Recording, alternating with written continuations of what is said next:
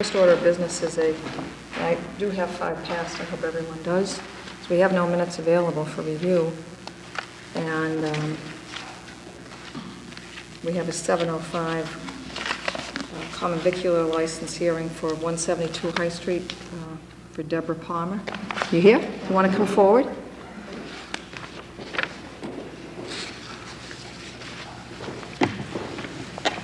Deborah, if you could just give your name and address for the secretary. Deborah Palmer, 276 Chestnut Street, Clinton, Mass. Deborah, you're looking to open up a store on High Street? That's correct. Business name, The Harvest Moon? Want to tell us something about it? It's going to be it will be a retail store. It's going to be mostly new merchandise. However, I'd like a little bit of antiques, but not so much. It's not going to be used merchandise.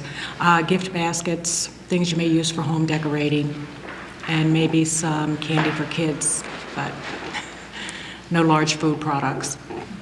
Where is 172 High Street? I was just wondering so everyone could... If I knew where it was? Yeah. Well, the only way I can describe it is the building that, it's the block where he's refurbishing Bob Masalkas. It's across from the new building that's the accountants, sort of CPAs, I believe, across the street, and it has like the aqua color on the outside. It's right on the corner of the block. Good. Okay. Is this a new business for you? Have you ever been in this business before? Line of business? Not this business, but I have been self-employed before. Good. Yes. Mark, do you have any questions for Deborah? No, I don't. Mark, do you have? No, just wish her luck. Yeah, well, come visit me. Dino? How many days a week? I think originally I'd like to start out just 4 days a week, because I do work somewhere else. What days are those? I've been kind of going back between Thursday, Friday, Saturday, and Sunday. I notice there's not a lot open on Sunday, and I'd like to try to see what everybody else doesn't know, maybe. If not Monday, Wednesday, Friday, and Saturday. What's the pleasure of the board? Thank you. Madam Chair, I'll make a motion that we grant the license. Second. Is there any discussion? All those in favor? Aye. Opposed? It's unanimous. Good luck, Deborah. Good luck. Thank you. We're just a few minutes ahead for our second hearing, so I take a motion to go to the administrator's report. Madam Chair, I make a motion that we go to board administrative report. Second. Any discussion? All those in favor? Aye. Opposed? It's unanimous. Michael? Just a few administrative business items for the board. Late night closings for the month of November. So far to date, we received Gale House Grill, Jack's, Old Timer, PAB, and Scooby Doo. It's a pleasure of the board. Madam Chair, I'd like a motion to grant the late night closings with any others that might come before the board and with the review of the police chief. Is there a second? Second. Any discussion? All those in favor? Aye. Aye. One abstain. 2 abstaining, 3 in favor. Thank you. The next is a letter from the class of 1995 requesting to change the date for their homecoming here at the town hall. They've been approved for November 8th. However, due to conflicts and student activities, they are asking that it now be moved to November 22nd. Now, did we have, is that November 22nd, is that clear? It's available? There's nothing conflicting? It's the class of 2003 or 1995? 2005. It's the junior class. Okay. Class of 2005. I'm assuming I have a lot of college kids there. I'm sorry, what did you say? They were approved for the 8th, but they needed to reschedule. Right.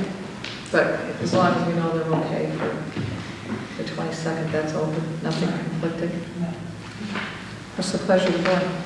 Madam Chair, I make a motion that we grant the homecoming dance use of the town hall. I'll second the motion. Any discussion? All those in favor? Aye. Opposed? It's unanimous. Thank you. The next again is a town hall use item, the Holiday Pops Concert Foundation is requesting use for the annual Holiday Pops Concert. They historically have the first Saturday in December. That will be December 6th this year, featuring the Thayer Symphony Orchestra. Madam Chair, I make a motion that we grant the Pops Concert Foundation use of Town Hall on the 6th. Is there a second? Second. Any discussion? All those in favor? Aye. Opposed? It's unanimous.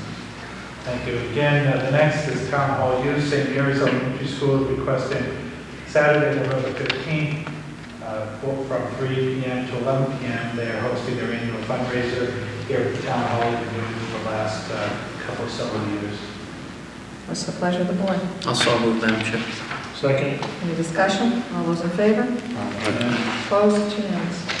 And the next, in conjunction with that event, St. Mary's is asking for a one-day beer and wine license. They usually set up a snack concession, and they would like to sell beer and wine again to raise funds for their organization. Pleasure of the board. Also move, Madam Chair. Second. Any discussion? All those in favor? Aye. Opposed? It's unanimous. Thank you. The next is the Cultural Commission appointments. A notice that was in the paper for several boards and commissions that had vacancies. The only ones we have received to date was the Conservation Commission, which the selectmen had appointed at the previous meeting. And also we received 2 letters for the Cultural Commission as well. There are currently 3 people on that board. In Clinton, you can have a board from 5 to 22 members, I think it is. Historically, in Clinton, they have 7 members, but currently they only have 3. However, the state guidelines do not allow them to approve any grants unless they have 5 members. And October 15th was their deadline for cultural grants to award for this current fiscal year. So they're awaiting a meeting sometime in November to make awards, and they're asking that these 2 people can be appointed. We'll bring them to the 5 members. So we have Patricia Kennedy Ward from Lincoln Street and Joan Nearance from Ridgefield Circle. Madam Chair, I make a motion that we appoint the 2 interested parties. A second. Any discussion? All those in favor? Aye. Opposed? It's unanimous. The next item is the Montrose Opportunity Council. They have a board of directors that oversees their programs. Clinton is part of that their service area. The last couple of years, Kevin Tippman from Hammond Street has served as the town's representative on the mock board. And again, they're asking for the town's appointment, and Mr. Tippman is willing to continue service if the board so desires. Madam Chair, I make a motion that we reappoint Kevin Tippman to sit on the mock. Second. Any discussion? All those in favor? Aye. Opposed? It's unanimous. Thank you, Mike. I think we'll go back to our regular agenda item. And we have a Class 2 hearing, license hearing for 395 High Street. Is Ed here? Want to come forward?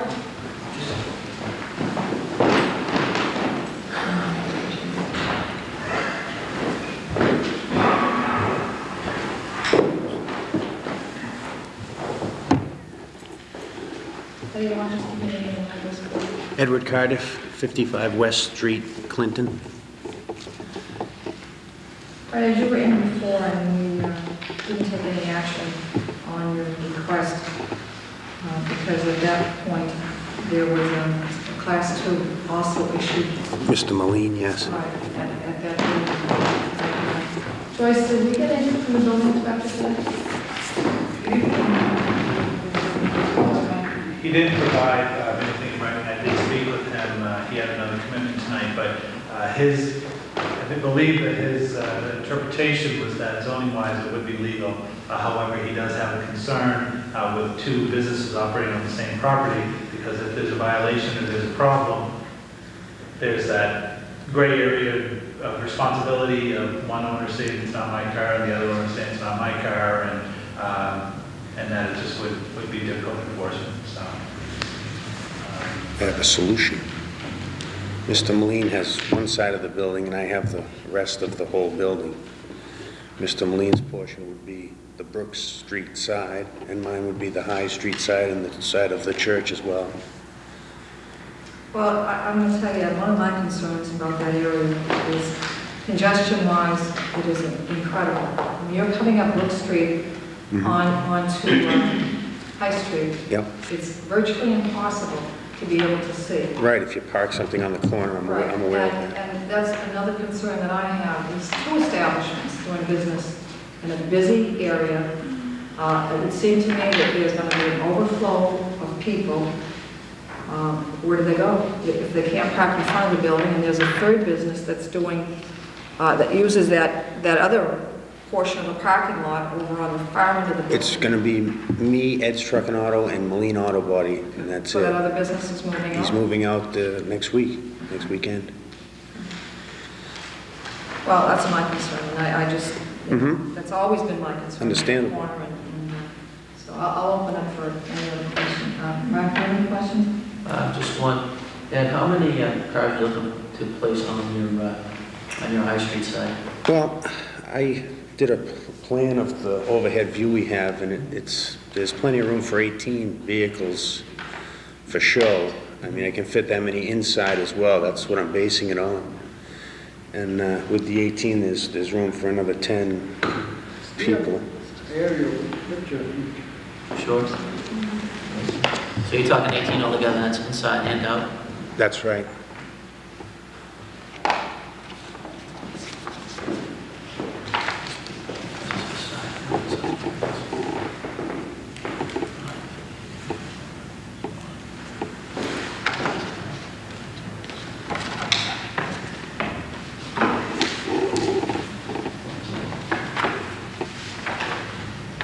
When you buy a car, you have VIN numbers anyway, right?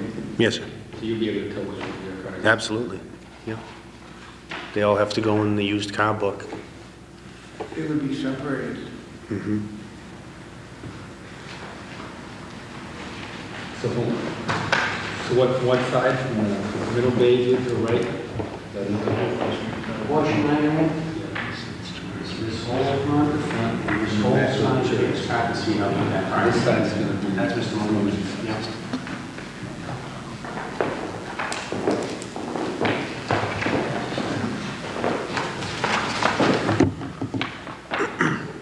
Mr. Mullane, how many cars do you have licenses for there? 6.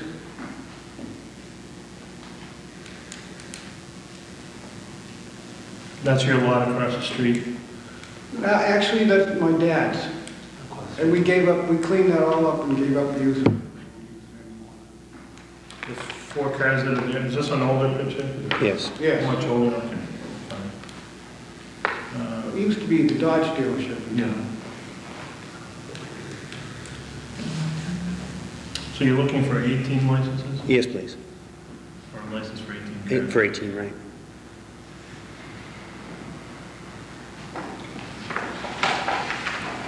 They can use licenses, right? That's right.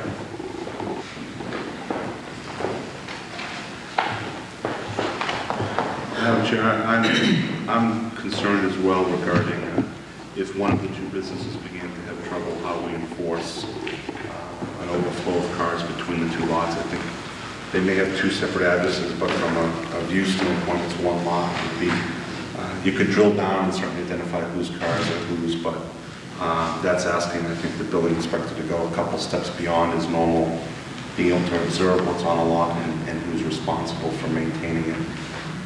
And I'd be worried about finger pointing between 2 different businesses. So I'd be concerned just based on the fact of 2 different dealerships on one time. I thought about this problem, and I'd be more than willing to put up a fence, but she brought up the issue of the seeing around the corner part, and that's the only problem I have with that. That'd be difficult to see. Right. Actually, there was 2 licenses there at one time. When the guarantee was there.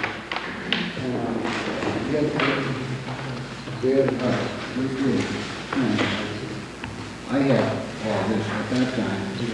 Well, We had the rest. while you're showing that, I will tell you that I was on the board when they were down there, and it was a nightmare. We had nothing but problems. We had tow trucks. He there was a mess. He worked I'm just really saying, hard. I'm talking about guarantee was down there. Oh, I know. It was a mess. Oh, yeah, I know. It's a very congested area, and over time, we just have many more vehicles using our town streets. So, I mean, He's not gonna have as much traffic as it was a guarantee. oh my goodness, I've heard that, I've heard those things so many times over the years. Keep pitching it. I mean, Mr. Berlin, I have to tell you, even the vehicles that you have for sale out in front of your place, there are cars that are, you've got price tags, $300, $495.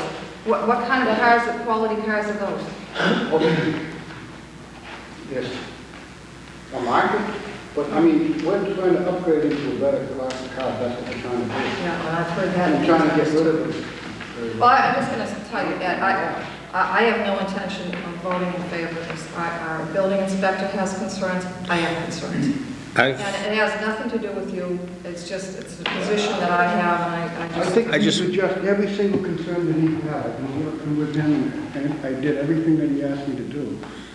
I pulled 65 vehicles out of down the pen, across the street, and I've cleaned them. You cleaned out the You know, street lot completely, and I'm I mean, I hear what you're saying, I'm just Separate telling you issue. where I'm coming from. I don't speak for the whole board, I'm just telling you where I'm coming from. I'd just like a shot at it. That's, you know, One address, it's one address. It's two different addresses. It's two different addresses. That would be like, you know. Madam Chair, I just have one more question. Sure, go ahead. Ed, how flexible are you on the number of cars there? well, the reason I asked for the 18 is because 18 cars is what I'm basically going to be using. And they're all going to be 94 and up. I just don't want to get you to give me 6 and then I'm going to be over right off the bat. I just don't want to have that problem. I want a nice clean operation, and I don't want to have to come back and say, well, can I have more, please? I just want to address the situation, deal with it right now. You know, so if I get the 18, and I'm sure that you'll like the cars you see and the way I present them. I mean, if you have a problem, I'm going to be there. And if we give you 6, you have to have 6, that's all there is. Well, that's what I'm saying, and You can't if go over. right, that's what I'm saying, and if 6 is going to be the case, well, then I can't use it. I rented this place because it was the Dodge dealer, and I felt that that was going to be sufficient. 18 would be less than, you know, half of what was there before. Marty, you listening? No, I just, I'd be willing to vote for it with a little bit of a lower number. I think it'd be broken in half or something to start off with, something like that. I'll accept the motion. How about I'll make 12? What? How about 12? Is that fair? And if I need more in 6 months, I can come before the board, and you can see how I'm doing, and we can take it from there. Is that okay? Well, I mean, I can tell you where I'm coming from, I can't speak for the board. Mhm. We're gonna vote on it. I just think 18 is too much. I- I understand your good faith, you're trying to make good effort. Mhm. We really need to see that we started something and that we can monitor it and see what's going on. Okay. 18 is way too much. Is 12 okay? I would think more. I'll do this, I'll make the motion for, we grant you a license for 12. That'd be my motion. Is there a That'd be second? great. I second the motion. Any discussion? All those in favor? Aye. Opposed? Aye. Aye. 3 in favor, 2 opposed. Good luck. You won't be disappointed. Thank you.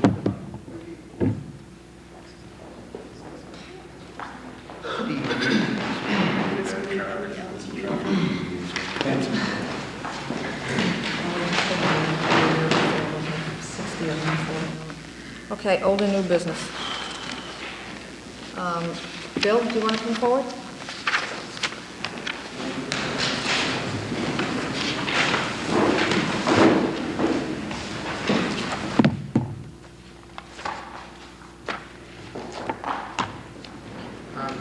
Last time you asked me to discuss the town construction. I'm working on it. Here's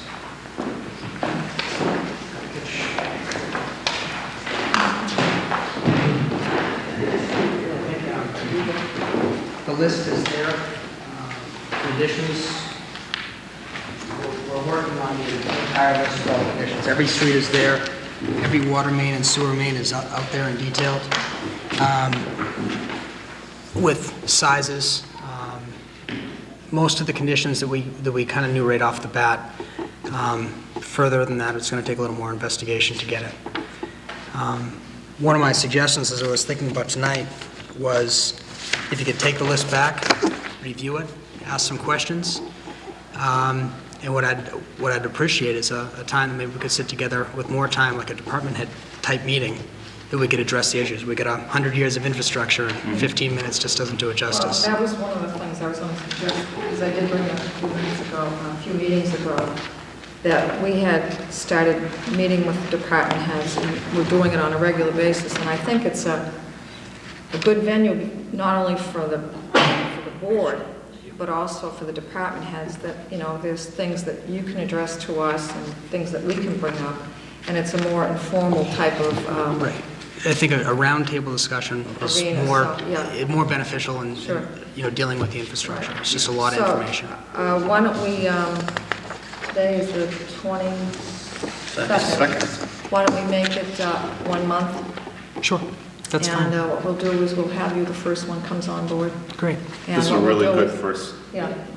There's real good yeah. a lot of pass. time and effort in there. And what it does is affords each board member to sit down and make possibly a list of their concerns and things they want to address. Right, and I'd And vice invite- versa, the same for you, Bill. Certainly. I did put another letter together that I'm going to hand out in a second, kind of my long-term plans and goals, and just look at that as well. Sure. We can discuss it in Sure. about a month.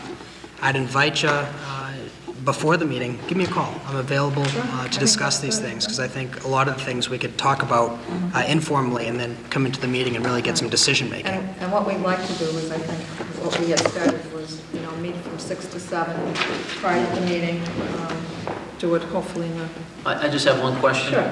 Bill, the ones that are blank conditions, does that mean we don't know what they are? Like water line condition, district court? research of where. Okay. Essentially, the way I came up with conditions are neighborhood houses. If the houses were approximately 1950s or 60s, that's the pipe age. In neighborhoods, the houses are 100 years old, that's the pipe age, essentially. So that's how the condition analysis was done, plus history of, yeah, this one's been leaking, this one broke, this, you know, things like that. Madam Chair, I have a comment. Sure. Last Wednesday, I went out with Bill during the height of the windstorm. We saw quite a few downed trees, and our crews were out there taking care of the problems pretty quickly and efficiently. A couple months ago, there was a van in town, if anybody had noticed, that was doing leak detection for the water system, obviously. And Bill was telling me that that process, that study, I guess, if you want to call it that, came up with a rather large leak up on, what did you say, Robert Memorial? Robert Memorial Drive. We do this every year. If you look back about 6 years ago, we were pushing the MWRA limits of what we could use for water. Since then, we started a leak detection program on a yearly basis. Little things, service leaks and those type of things that we wouldn't necessarily, unless it was bubbling out of the ground, we wouldn't necessarily detect. And if you look at our chart, and I'll bring that in that meeting, over the past 6 years, we've reduced dramatically the amount of water we've used from like 800 million gallons a year down to like 650 million gallons. This particular leak was on Robert Memorial. It was going directly into the sewer line, so it wasn't bubbling out of the ground. No one would ever know about it. 100,000 gallons of water per day, and I calculated that out to be approximately $100,000 to $115,000 per year annually to treat it, to basically pay the staff to do things for water that was just being wasted. So for the cost of the analysis was $5,000, and we reaped a benefit of about $100,000, so it works out well. That's the kind of return on investment, you know, we need to discuss and have an understanding for. So those are good numbers to Absolutely. talk And about. I can assure you, I'm a conservative guy by nature, and the things I do, I want to see a cost-benefit analysis. Yeah. If I buy a piece of equipment, for example, I want to make sure that if I was paying a local contractor to do something for us, if I could buy the piece of equipment to eliminate that over a year or 2 years, that's a great payback. So those are the types of things we do. Now, I have a question for you. Sure. Are we going to get snow or not? We're going to get 2 inches of snow tonight. You'll see it on your grass, and You're hopefully, kidding. yeah, hopefully not on your pavement. Oh, my God. First the Red Sox, now snow. I didn't order it. I didn't order it, but we're ready. Bill, well done, and we certainly look forward to sitting down with you. Great. Thank you. Thank you, And Bill. again, I would, encourage any of the selectmen, any free time, to take up Bill's offer to go around town and see some of the key points. Take a ride. There's a lot of town out there. Yeah, I know Bill it. sees I that know you it. probably don't ever see. I know I try to avoid his truck. it. Thank you very Thanks, much, Bill. Bill. Okay, Mike. Old and new. Oh, by the way, and I guess it would be under old and new, and I meant to bring it up when we did the cultural appointments. We do have an opinion from the solicitor in relation to the alternate that we were talking about on conservation. And I believe your opinion, Dennis, I want to speak to you, if you could just give us a brief. No, that's fine. The last time the board met, we've made those appointments subject to my legal review. So there was some indication in a newspaper that you had made the appointment, that was it, and that wasn't what happened. You had made it subject to the review, because we had had that discussion. In reviewing the statute, it's clear that the Conservation Commission statute allows the board to appoint from 3 to 7 members. However, there's no provisions within that statute that would enable the board to appoint alternates. In contrast to the zoning board of appeals statute, that particular statute has specific language right in there that via zoning ordinance or bylaw, you can actually appoint associate members or alternate members. So that's why one board can and one board can't, because there's a specific provision in one of the statutes and not in the other. Okay, thank you very much. I appreciate you getting that opinion for us.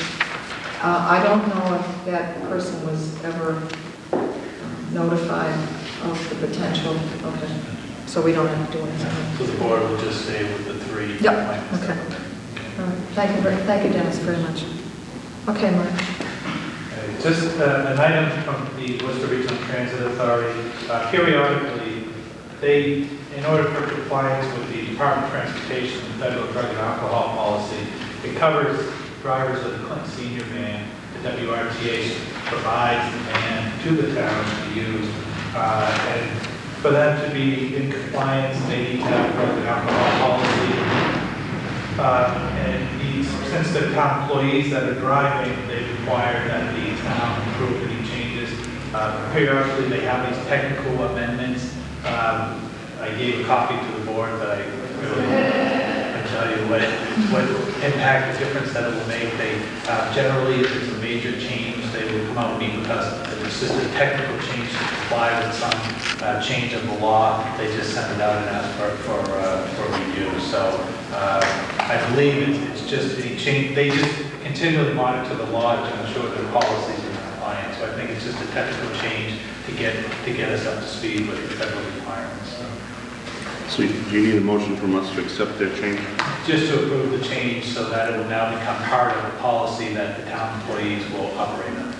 Madam Chair, I make a motion that we to agree to the policy change to make us compliant with requirements for the WRTA. So Second. Second motion. Any discussion? All those in favor? Aye. Opposed? It's unanimous. Thank you. The other issue that we're discussing, it's up to the board on the remaining items, which ones you want to, that you would like to bring up. But one issue that I did want the board to talk about was the early retirement incentive program. While I was out, the retirement board had provided on this bill to employees. The program is pretty much the same as last year. I know we discussed it at length last year. There were 8 employees that have left the system since last year, and 8 that were on the list of 50, and 8 new employees that were now eligible because of 1 more year of service. So we had 50 last year, we have 50 this year. Couple of, other than the program is pretty much the same, the costs are pretty much the same, except for a couple of new names that are on the list. So the board would need to implement the program if you wanted to pursue it by November 1st, with the retirement date no later than December 31st. Now, you do have the ability to limit, again, like last year, you can limit the total number to 1, 5, 2, whatever. You can limit it by group.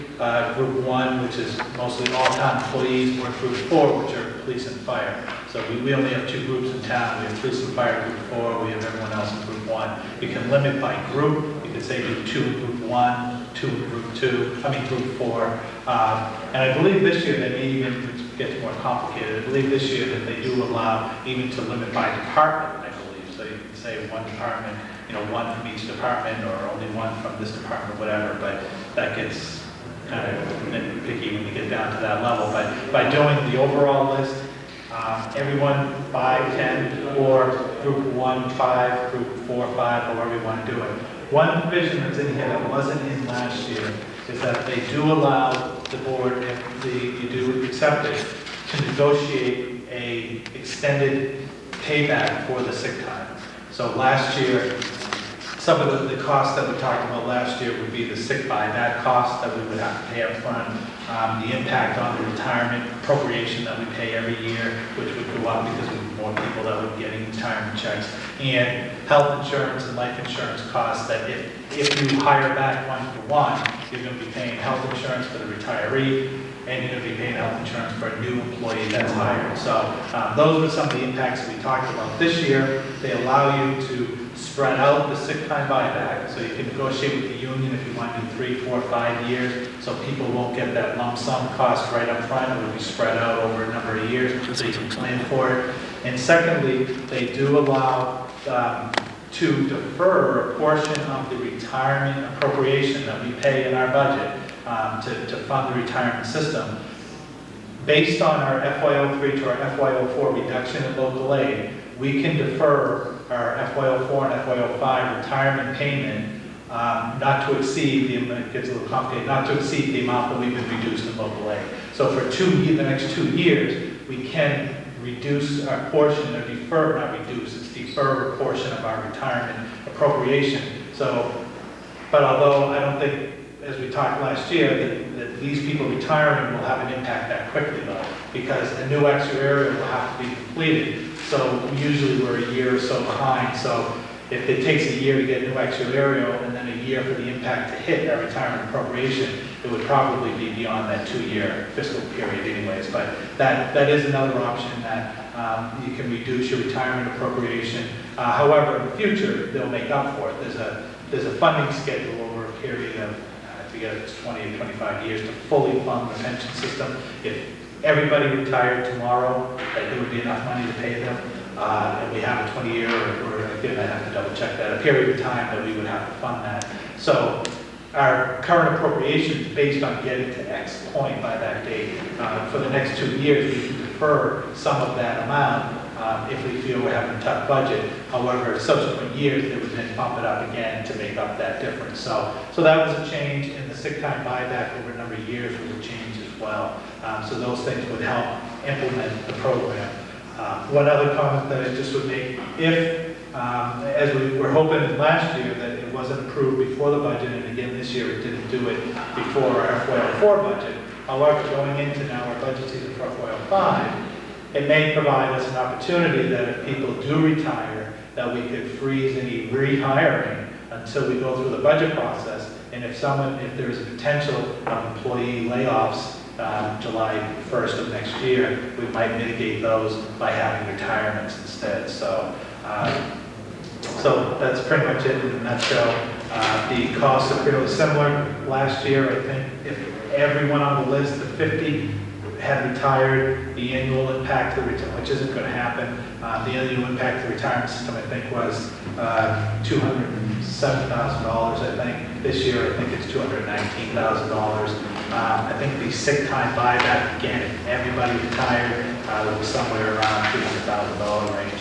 Last year, there were 18 people that expressed interest. Those dots that are next to people's names are based on last year's people and this year's new people on the list that might be willing to take a look at it. So last year there were 18, this year there's 14. Out of those 14, there'll probably be a couple that that say yes but won't actually go through with it. So we can, if we say open it to everyone, we could maybe, I would say maybe expect 10 or so, 10 or 12 people that would potentially go out under this program.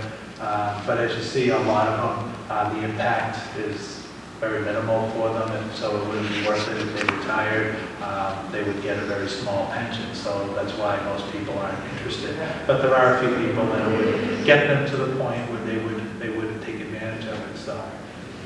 So I just want to open for discussion to see what the board had any thoughts. I know last year we did not do it based on the cost and based on the assumption that people were going to be placed in positions. And at that scenario, it would cost the town money and there wouldn't be a benefit. This year, knowing if we're going into a tough budget, if we're willing to hold off on rehires, there may be a potential to save some layoffs next year. So. Quick question. Let's just say that the board decided to go ahead and make an offer. Do you have the right to hold them for a specific time? Is there a time frame? I know it's the rehiring, you can hold off on the rehiring. Let's just say if it was person A that went and you didn't want to rehire someone right away, could you hold that person until the next fiscal year?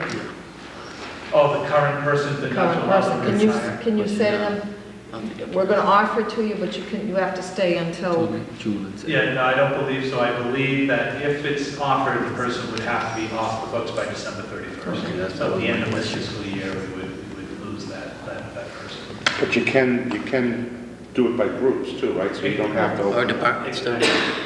Take one from each department. Yeah, that's true. But we can put the hiring on any department, right? Anyone under the selectmen's control, I mean, if it's an independent, like the school department, they would still have the ability to control their own budget, but anyone under the selectmen's control, the selectmen can issue a directive to those managers that those positions will be held. And as you see, as you look at group one, a lot of those positions, probably the first 1, 2, 3, 4, the first 4 positions are school positions. Then there's a DPW, parks, retirement board, council on aging, and then down the line. So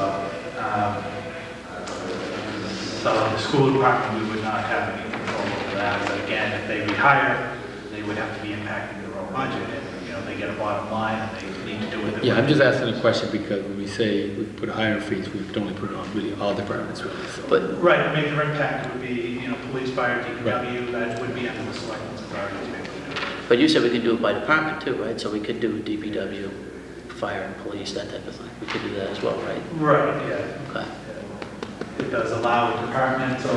Break it down by department. Right, it does allow a breakdown by group or by department. As you would see on page of the third section, I believe, is the PERAC memo, which explains the program. And on page 4 of that memo, about halfway down in italics, that one right there, right there, about halfway on this one, on the right, so about halfway down in italics, it says, further, both the legislative and executive authority can designate the municipal departments that can participate in the program. So we as a board could break it down, say one person from fire, one person from police, one person from DPW. Right. If they so accept. Right. Okay. Right. Exactly. That's my understanding, that you can either do it as a whole list, by group, or by department. And I guess the plus for that, on that side would be, if we did that and people did take advantage of their early retirement, when we come to the budget time, it could possibly save someone's position. Right. We wouldn't have to lose. So I mean, it could be obviously a help to us. But as last year, the program the costs are pretty much the same, the names are pretty much the same, even the new people that were added are pretty much on the bottom of the list. So anyone towards the top, if the board is going to limit it, the names are all pretty much similar. And I did speak with the treasurer and the accountant. The board did meet with last year on this, and again, their only issue as last year was the cost. And they said if all positions are hired, obviously it would be an additional cost to the town. If there is an ability not to attribute positions or not to fill positions until maybe future dates, again, there would be a savings. That was the intent of the implementation, again, by even the legislature or the governor proposing this, by offering it to communities. I think the intent was to save people from getting laid off in the future. Their hope was to have it for budget time, but I guess there was some, in this release package, there was some disagreement over bonding and technical disagreements between the governor and the legislature, so it did drag on for the summer, and it got voted after our budgets were implemented, but the intent on offering it again, knowing the tough times in communities, we're going to be doing layoffs, and hopefully they could find an ability to work out a savings or savings of jobs. Well, I mean, my own personal opinion on this is that, I think last year we took into consideration, again, the medical benefits and stuff like that, but, obviously there have been, some people in town have been afforded the opportunity to take early retirements, and I just don't think it's fair to take one segment of the population that have given their time as town employees to exclude them for that reason. I personally think we should take a real serious look as to whether or not it's, number one, financially possible to do it. And, number two, then, if we can see our way clear that, at least some of the people will be afforded an opportunity to do it. I think we should, my own personal opinion, I think we should look at it. Right, because you could do it by, set a number on it, it's just 5 people who have seniority, for example. You could do it that way? Sure. Yeah, I mean, I think what you're saying is that If it's cost. if the board decided to get into some type of early retirement incentive program, if we are just, and I'm just hypothetically talking, you said we're willing to let one person from the fire department go, one from the police department go, one from the DPW. I mean, we can basically do that by units. Right. Yeah, so it does afford you, as you said, the opportunity, because the buyback issue was a big issue as well, that affords you to put that out over a number of years, rather than having to go and be able to, have to pay that back, do that buyback right away. Exactly. I think the buyback is a big item because you can spread it out. The retirement board impact, I don't believe you will see for about 2 fiscal years. I remember I went to some seminars last year on this, and they did indicate it would probably be 2 years before you would be able to calculate a number anyway, so we won't see an impact there for a couple of years. And the only cost would be on rehiring is health insurance, but that's unknown until we just know how many are coming. But that's going to happen anyways, Michael. Exactly. I mean, if a person just under normal circumstances had put their years in, came to an age where they could retire, and they chose to do it, at some point in time, that person's going to be getting their medical insurance, and you're going to hire someone. Exactly. So, I mean... Exactly, and that's what happened under several of these people that were on the list for ERI. They did get to a retirement point between that last year and this year, and they have retired. Their positions have been replaced, so the impact was there anyways, whether we got the program or not. Right, It happened. absolutely. And some of these folks don't even take advantage of it. Exactly, that's right, yeah. It's not an absolute one-for-one. Anyhow. Comparison, I that's have a right. quick question, Mark. Sure. So like, let's say we have to say 5 people can retire. Does that go by seniority? It goes by the list that's in front of you, yeah. It would have to be offered to those people, and, And they if could you see choose. a dot there, they would probably be the first person, and then, you go to the next, to the next, to the next, so it would be 5 people based on who says yes going down the list, so, so it would start at the top and go down. Mike, I have a question on the sick time buyback. You said you could spread that out. Do they have to agree to that, the retiree, or is that something we can set policy and say? We would have to just sit down with the unions and So the union would have to agree. So they have to agree? right, the union would have to agree, but I think in talking with some of the union folks, in order to help their member take advantage of this, they would be open for this one-time deal of doing this in order for us to do it. And how long could you spread the sick time buyback? I don't believe it actually states it in the law. I think most communities have been doing like 3 to 5 years, so Okay, so you can- I don't think they would want you to go 10 years or something. They just kind of want to get over it. But Right. a lot of towns did 3, I think some may have done 4 or 5 as well. Okay. So it lessens that number considerably. But that's nothing we can set. Obviously, we'd have to sit down with the union. They'd have to agree to it first before we could even enter into that. That spreading out the buyback. Right, to spread it out, And right. not giving to the person who owns it. Yeah. Okay. Retirement is coming up. Yeah, the process requires the board vote to implement the program no later than 11/1. which of course we won't be meeting again until after level 1. So if we're going to do this, I think we have to take action this evening. Well, could we meet next week real quick for like an hour? I mean, I think,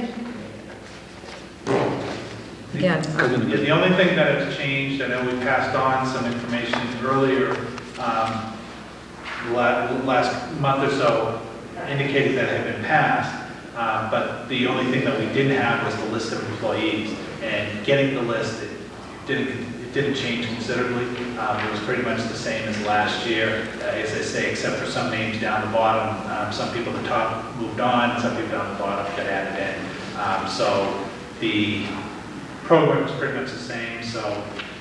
but if the board took action tonight, Michael, they don't have to set the number. Correct? You just have to say that you're willing to offer an incentive program? So that's like, Good point, yeah. Good point, yeah. It's at the head phone, Setting the number, like, agreement on Yeah. the other day. Do you know if that's the case, if we have to set a number? Yeah, what's the question?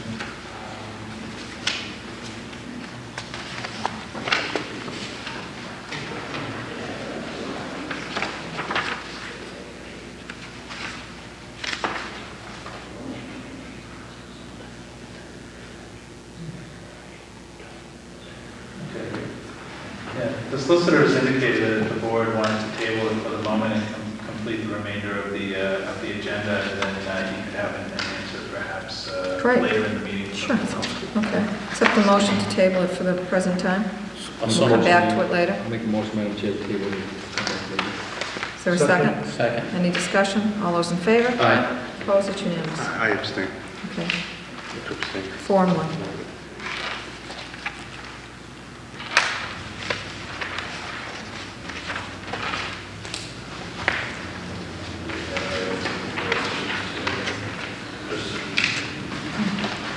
Michael, on the cable contract, Yes. I think we need to get that going, because it only gives you a 6-month time frame, right? Right, from the time, we've gotten a letter, the board has received a letter from the state, from the Cable Television Division, which oversees the rate setting for cable TV. They're just letting the town know that the date is coming due.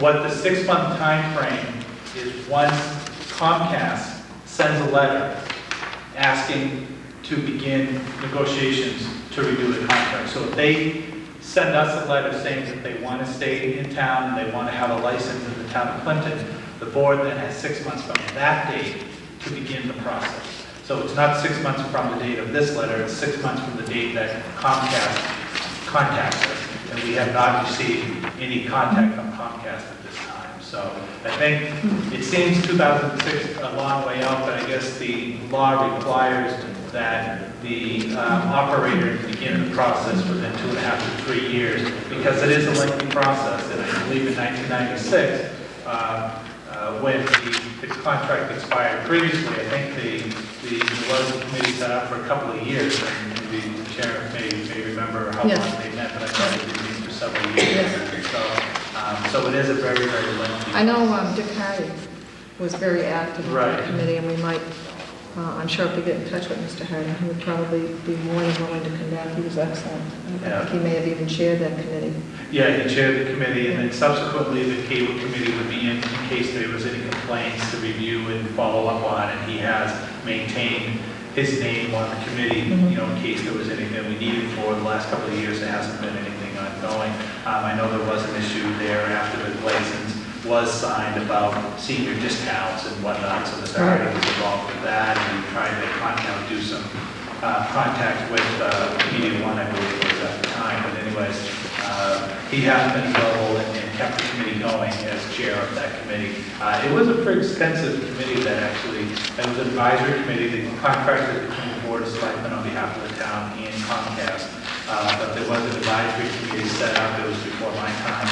The board set up an advisory committee that met with the company and came up with parameters, and then we did the contract with the solicitor and the board for final review and final negotiation. So Dick Hardy was very instrumental and involved in that. So as I just mentioned, it would require, this is just notice from the state that the time is coming up. but that the 6-month time frame would kick in once Comcast sends us a letter asking to renew the contract. Contract, So right. we have not gotten a letter from Comcast as of yet, but once we do, we then have to, move ahead to set up that process. Yeah, I'm just saying, I mean, it would be great if we could get this committee in place ahead of time, That's right. so that they might be able to go back over the old contract that we had, possibly look at points where we could improve on it. Exactly. That's right. Things like that, because I know Brian Coyne had come on board on that committee, just trying to, I mean, it was an awesome committee, and they really put a lot of time and effort into it, and I think the town really benefited from it. Yeah, there's a lot of research involved, there's a lot of tedious work Sure. on the contracts, and it does take a long time, and I think that's why they afford 3 years to do that. So, I mean, I think if we could, possibly get in touch with Mr. Harding and see if he would be willing to come on board and perhaps get that committee back together and see, maybe do a canvass of people who were previously on it, if they were willing to come back. I know a couple people have expressed Sure. interest in Yeah, that would be great. Very interested in being Sure, on that would be awesome. the cable committee. Yeah, good, yeah, because it is, I believe there are some serious ramifications if you don't sign a contract by the expiration date, so that's why they make sure that you have plenty of time ahead of time to be Sure. ready, because there's legal ramifications if you don't sign by November 2006. Yep. So it's actually just about 3 years from now. So, Yep. so great, so I could contact Mr. Hardy, canvass the previous board, and we want to put a notice in the paper asking for Sure. volunteers. Sure, absolutely. And then we can provide a list Yep. back to the selectmen of who is interested, and they can determine how big you want the committee to be. Yeah, because I think they had like 9 people. on the Yeah, it's committee. fairly- It was a fairly fairly large. large committee, yeah. Yeah. Okay, great, if you could give me Mike those Yeah. names, Yeah. that'd be awesome. At the end of the meeting, I'll pass along a couple people that have expressed interest.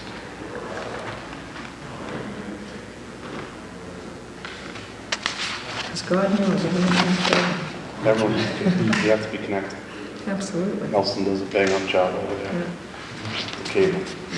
I mean, it really does Test, affect everyone, I mean, it test. seriously does, It does. It's really Yeah, important, it yeah. really is. And then there was a lot of discussion on the local cable station, the local television station, Yeah. the equipment that's in that building that we have for cable, local access. Obviously, any rates, new upgrade to lines and Yeah. services for the customers, so senior discounts. I just mentioned that. Which has been bone contention because they do offer them for some, but not all. So those are areas that everything's on the table. And the FCC is constantly working the relationship between the national cable companies and trying to make sure that local communities are getting the appropriate services. Be represented. Yeah, yeah. Absolutely. Okay, great, thanks, Mike.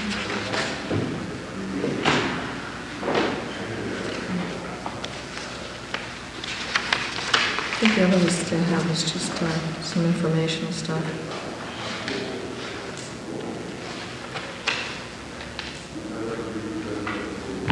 And although it's not on the agenda, we did have a request from the engineering firm on the water filtration plan for an update on that project. So the board is willing to do a executive session meeting this meeting. Sure. And pursue on those issues. Yep. Great. And the solicitor indicated that the board wanted to reconvene after that executive session to complete the ERI program, that we would still have public session, and we could do that. Mhm. The public meeting law allows you to do the executive session, even though it's not specifically listed on the agenda, as long as it's a valid posted meeting, which obviously it was, Mhm. within 48 hours, then Yep. go into an executive session, and that would be appropriate time to do that.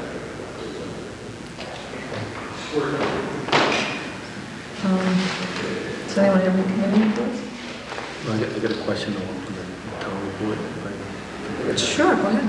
Like, can you just put it in the map, in the town report, so Sure. finalize and everything now? Yeah, just as a quick update, all information that the town has been finalized and signed off on, so it's our anticipation that the next 2 weeks we'll have reports. people in the community are interested, please contact our office. If the board has names of people, we'll be willing to do a mailing to get them out to people. Also, we are pursuing departments to begin the process for the FY02 program. And although the bylaw does give it until January 20th, our intent is to step up that process and get them in as soon as possible so that we can move ahead on FY02. And it's kind of confusing because we're always a year behind all the time, but I'm sorry, FY03, FY03 would be the current one, which is not yet due, would be July 02 to June 03, and that we're going to start that process immediately to get everyone in compliance. I would, I'd actually put in a motion, Madam Chair, that we absolutely, give direction for the town administrator to move forward with his reports. If a department misses the deadline of January 20th per the bylaws, that we go ahead with our town reports with a page in it outlining the particular department lacked fulfilling their requirement. I know there's been a lot of discussion. So that would be my motion, Madam Chair. Any other discussion? Just on the discussion, I think, it's critical that we do these annual town reports. It's the law, it's a requirement for us to do it. And at the same time, this board and our administrator's office shouldn't be held hostage to, if it ever is the case, a particular department or multiple departments not complying with their requirements. And so to give you the relief of if XYZ department doesn't comply with their requirements, make it known to the public and present the report minus their outside of the budgetary sheet that we vote on. No further information supplied. And then I would assume and hope that the managing authority, whether it be this board or whomever, takes appropriate action with that department to correct their lack of response, because it is important. And many townspeople have been asking for them.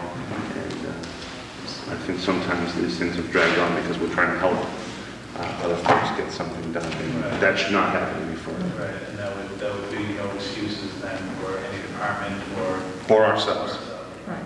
And I would just echo what Mark said. I think if, obviously, we have to adhere to the bylaws, and if it says January 20th, then that's the time frame. But I think if they're not submitted by January 20th, that's it, and the report just goes forward, and that'll be an empty page, and it'll fall on the shoulders of whoever that department head or whatever department doesn't submit it. And again, I think, as other fellow board members have said, I mean, people look forward to those reports every year. And I think we need to, obviously it looks as though we'll be caught up, and I think that it's just something that we don't want to see happen again, and it doesn't help any cause to go and rehash it. I mean, they're in print, they're going to be there, but I think from this point on, January 20th is the deadline to go forward, and that's it. Thanks, Wayne. Huh? Yes. Mark made the motion that they have to be submitted by the 20th. If not, we go forward with the report. Is there a second? I'll second. Second. Okay, any discussion? All those in favor? Aye. Opposed? It's unanimous. Madam Chair, I'd like to make one more motion for a directive that we put in writing to our department heads that report to us, that the information required for the town reports be sent to our attention 1 week prior to the 20th, so that those that do report to the Board of Selectmen, pages are never blank. Absolutely. So I'd suggest that we direct our department heads that report to the Board of Selectmen, and we have authority over, submit their information for annual town reports on January 13th of 2004. Is there a second to I'll that second that motion? motion, Madam Chair. Any discussion? I guess, again, I would echo the same thing that you're saying, Mark. I think that it would be inexcusable for us to allow any department head that's under our jurisdiction to have their report appear in the town report without comments. And I'm not saying our department heads. have Sure, no, held I'm us not up saying on- that either, I I'm just saying, yeah, I just want to make sure I that agree it's- with you, yeah. absolutely, I agree with you. Mike, on the discussion, when do you think you get that letter out, like next week, you think? By this week is my intent, next 2 days, I am in the office full time, so it is my intent to have it out by Friday, so. That way there's no question to ask. It will be done, absolutely. Thank you. Any other discussion? All those in favor? Aye. Opposed, it's unanimous. Thank you. Does anyone have any committee reports back here? No, not this time, Madam Chair. No. At this time, Madam Chair. On discussion,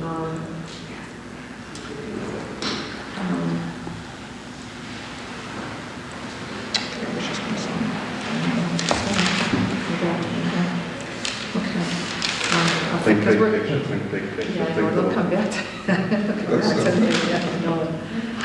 to we'll be going into executive session. Madam Chair, just under public comment, Yeah. I'd just like to, we got a letter here from John T. Mahan thanking the town for his chance to serve. I know we thanked him last week, but seems like John's always there when we need him, especially for the vets. So, and in his letter here, he also says he got a lot of support from Don Law with the Community Economic Development Office and Mike Ward as well.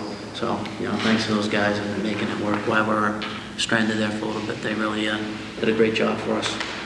And I'd like to also thank it was in the news this week, the Regional Drug Task Force and the work that they did throughout the town, and to Detective Brusha and Martinez from the Clinton PD. They do a pretty good job behind the scenes there to rid the town of the garbage that keeps blowing in here for some reason, but hopefully we can really clean up the streets. So we'd just like to thank them and thank Joan again for a job well done. Great. Okay, good point. I know the point I wanted to make, just because I don't want to lose my Yeah, we thought here. take advantage. We had been invited by the Charter Commission to meet with them on October 8th, which was not good for us, and I know that the board had expressed a desire to meet with them, so we'll be meeting on, what's our next meeting? 12. Next would be the 5th, or I think we have a meeting set up for the 12th, but that's just for one issue. Sure. So the next meeting would be the 5th. Okay. Does the board want to send a response to the Charter Commission, telling them that we'd be more than glad to meet with them prior to our meeting, maybe 6 to 7, or? I'd make that motion, Madam Chair. Sure. On November 5th. 5th. Is there a second? I'll second. Any discussion? I think we've all expressed a desire to accommodate the Charter Commission. I think we all probably have, points that we would like to make to the committee, and Most definitely. definitely. And, so hopefully we can share some of our views and thoughts and comments with the committee on that evening. Great. Do you know if, or could we see prior to that, if they have any information as to what they've come up to so far as the criteria for their committee, what they're actually looking for us? I mean, what they, what purpose they're Absolutely, so we could put that in, if I can get a letter out first thing tomorrow morning indicating the board's response, but also asking prior to that meeting that the board be afforded some information that they can review to discuss it. If they have a straw man draft of their charter or Yeah, what they've actually if- studied, that would be all very helpful. Yeah, That's all public record and public records Right. law, so right, any citizen or right. I mean, I think it would, if we're going to be there, let's have some valuable time, and I think if we can be supplied with that information, it would be very helpful for us when we meet on the 5th. Hopefully, if the 5th is good for them. And again, I'm suggesting the 5th, and the board is certainly in agreement. We hope it's fine for them, but again, it's got to be a good time for both boards, but we'll certainly offer that date for, sure. Yep. And I'll send a letter to the chairman and CC the remaining members as well. Okay. Is the board in agreement that we, okay. I don't think we really need any formal motion. Okay. Is there any public comment? Madam Chair, under public Oh, comment, sure. I'd like to wish my son Paul a happy 13th birthday. Oh, wow, a teenager, huh? My first teenager. Teenager and now glasses, my Well, goodness okay. gracious. Well, How why time don't we catches all up. say happy birthday to Paul? Happy birthday, Paul. Happy 13th, Paul. Birthday, Paul. Thank you. Board will be going into executive session under Article 3 to discuss the water filtration plant. Accept a motion? I'll make that motion, Madam Chair. Is there a second? Second. Requires a roll call. Mark? Aye. Mark? Aye. Steve? Aye. Dino? Aye. Chairman votes aye. We'll be back into an open session. We'll be taking this issue up again. I think we'll only be in executive session for maybe 10 minutes, so it'll be very short.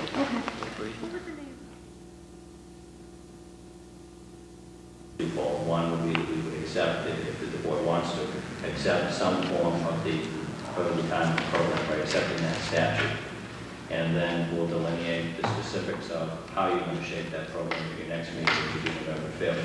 In the interim, we'll contact the parent and work with them and find out what the particulars are that they need by that date. And then we should be able to certify them with that date.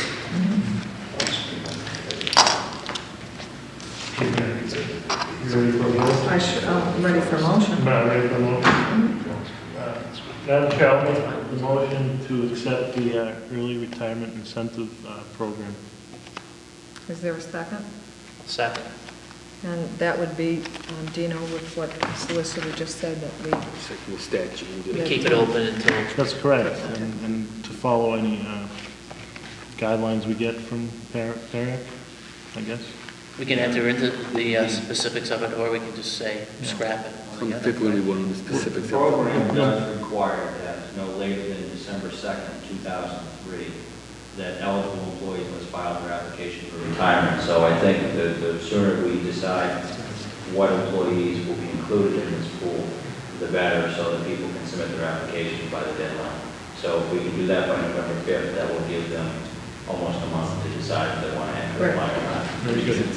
And if the board determines that they don't want to go ahead with it, they can accept the program and say, we're going to accept it, but we're going to have zero employees eligible. Right. Right, so then basically scrap it. Right.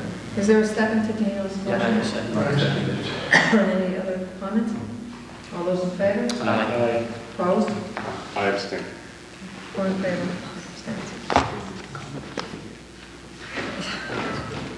Telling you, this traffic is really knocking me for a loop.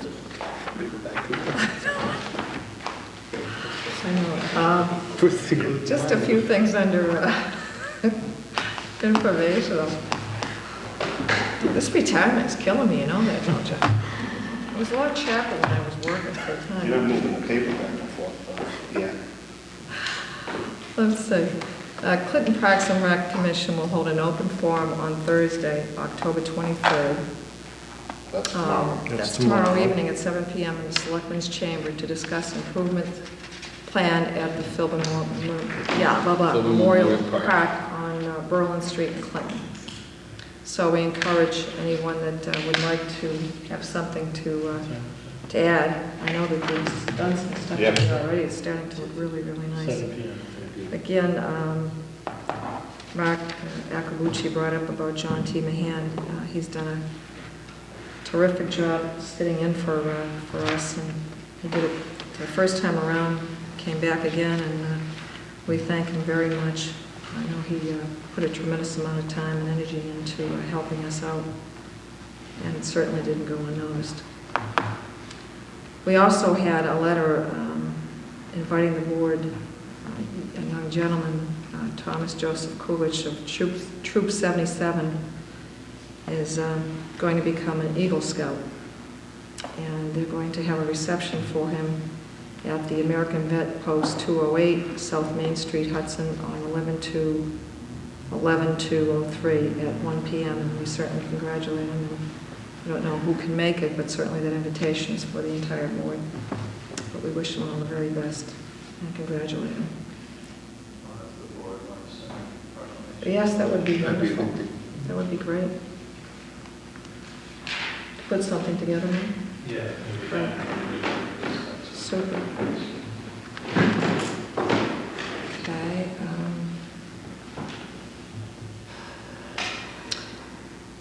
Comcast notified the town of upcoming changes and channel positions being made to the program lineup at Clinton effective 10/28.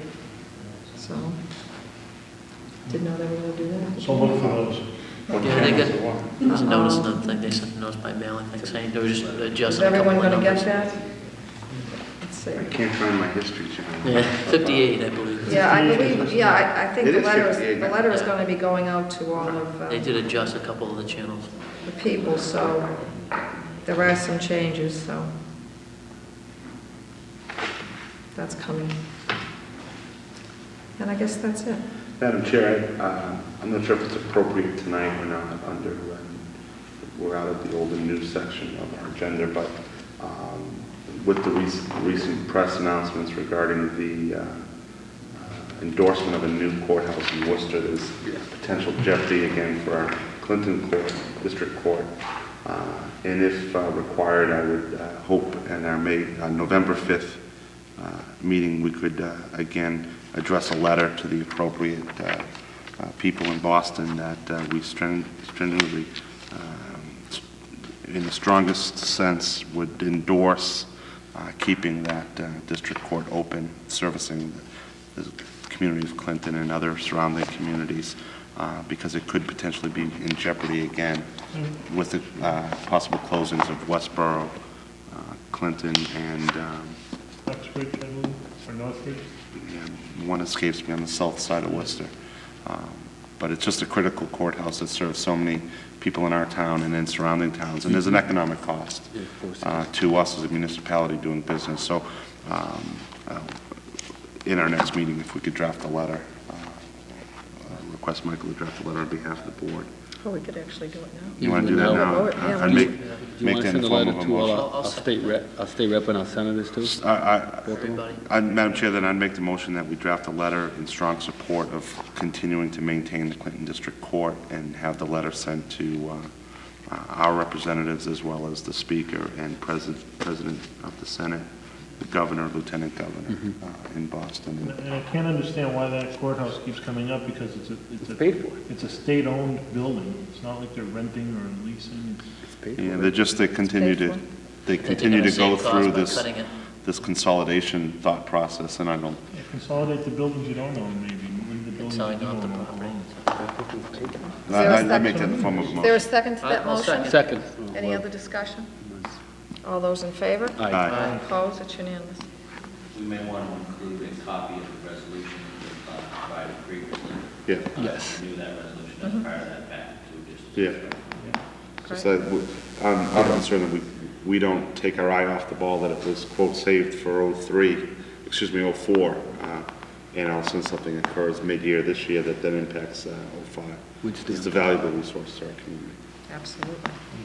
And we worked very hard Yeah, and fought a good battle Yeah. first time around, and I think, I know Dennis put a tremendous amount of time in the legal community in town. I Did a spent some great quality job. hours in Boston with Dennis this past, The entire local bar That's right. has taken leadership over from President Steve Philbin, back to all members have stepped forward. Because everyone has to be funded. And all the courthouse, the employees have stepped forward to try to help save the courthouse. So it's been a collaborative effort with the elected folks, the appointed folks, and members of the bar, members of the community, so the business community. A lot of people have stepped forward, recognizing the importance of it. And I think also that our elected officials down at the State House have really been State very of Mountain, as well as Senator Chairman. I think the governor used, Both, yeah. the governor used the wrong numbers last time. He was looking at numbers from like 10 or 12 years ago. Thought it was like from the last previous years. Be their votes that will help save. Absolutely. Absolutely. I'll accept a motion to adjourn. I'll make the motion to adjourn. All those in favor? Aye.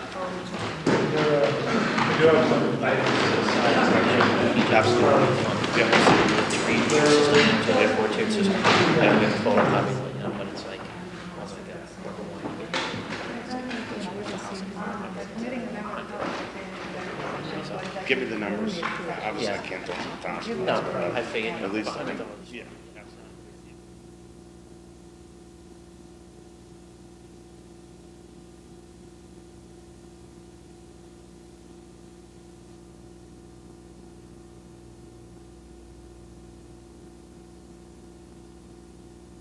providing incentives for completing the project below budget, and also providing penalties for late completion. So we'd, So you move to amend this document to include language that would provide for incentives and punitive measures accordingly. correct. Point of order, Mr. Chair. Yes? The superintendent and staff of the Purchasing Procurement Authority that enter into all contracts, so that would be a policy direction to the superintendent more than the building committee. I would agree with that. So I would not accept that as an amendment at this point in time. Cliff, I don't mind, and with all due respect, if I may, Cliff, I don't mind that coming up, and give me a call and we'll work some language out. Okay. That's a perfectly fair suggestion. Okay, great. Where was I? Julie skipped over. I have Carol, Pat, Alice, Margaret, Kim. Having kids stay together in 9th and 10th grade is a great thing. Having them leave that building and go to a new building in grade 11 does not foster intimacy and knowledge of students by teachers. You don't want kids to go to high school as if it's, two middle schools, and they get to know their teachers for a couple years, and then they move on to a whole new set of teachers. As far as the makeup that Tom was describing to you, I mean, that can be done in a full house setting as well.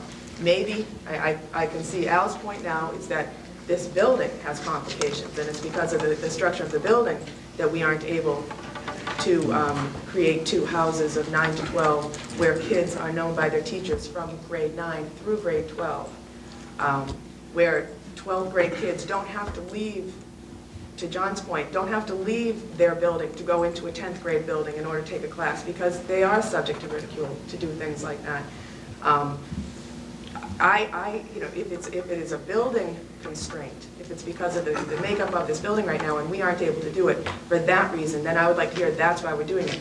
If it is because this is the best educational program that we have researched and have found to show some success, then I would like to see where this has worked even once.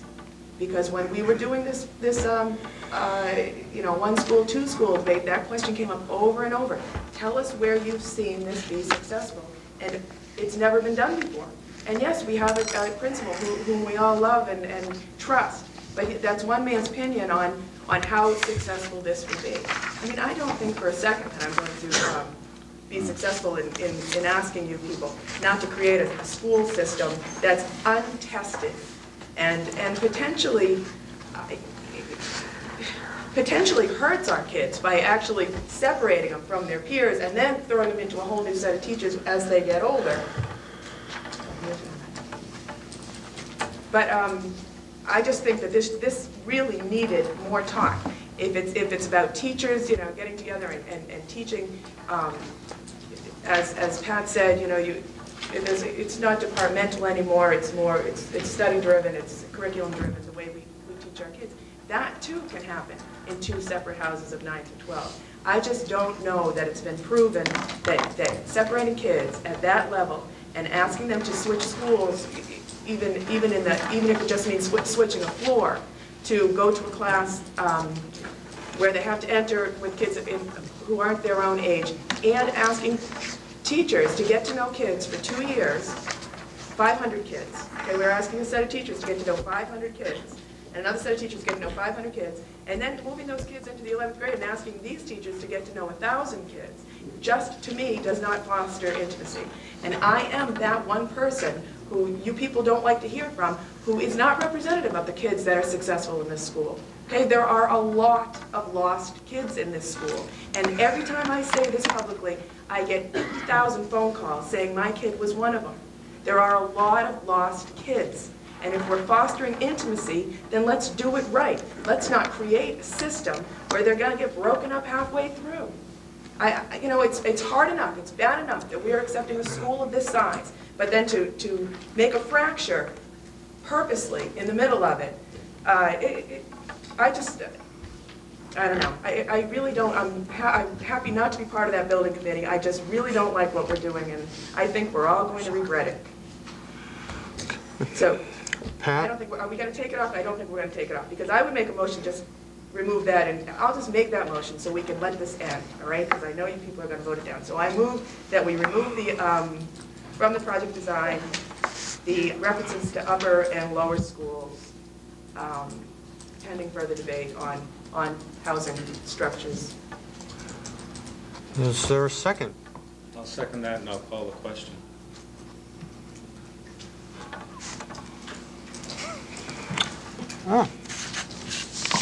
Okay, motion's been made to close debate. Is there a second to the motion? Call the question. I do have to vote on that. Motion to close debate? Yes. On the amendment, On her amendment. on my amendment. On her Only on the amendment. It's only on the amendment. And it is a two-thirds required. One moment. Roll call starting on my left. Very good. Fidelli, yes. Young, no. McDonald, yes. Cornell, yes. That's an aye. Ferguson, what? Aye. Scott, no. Yates, no. Dye, yes.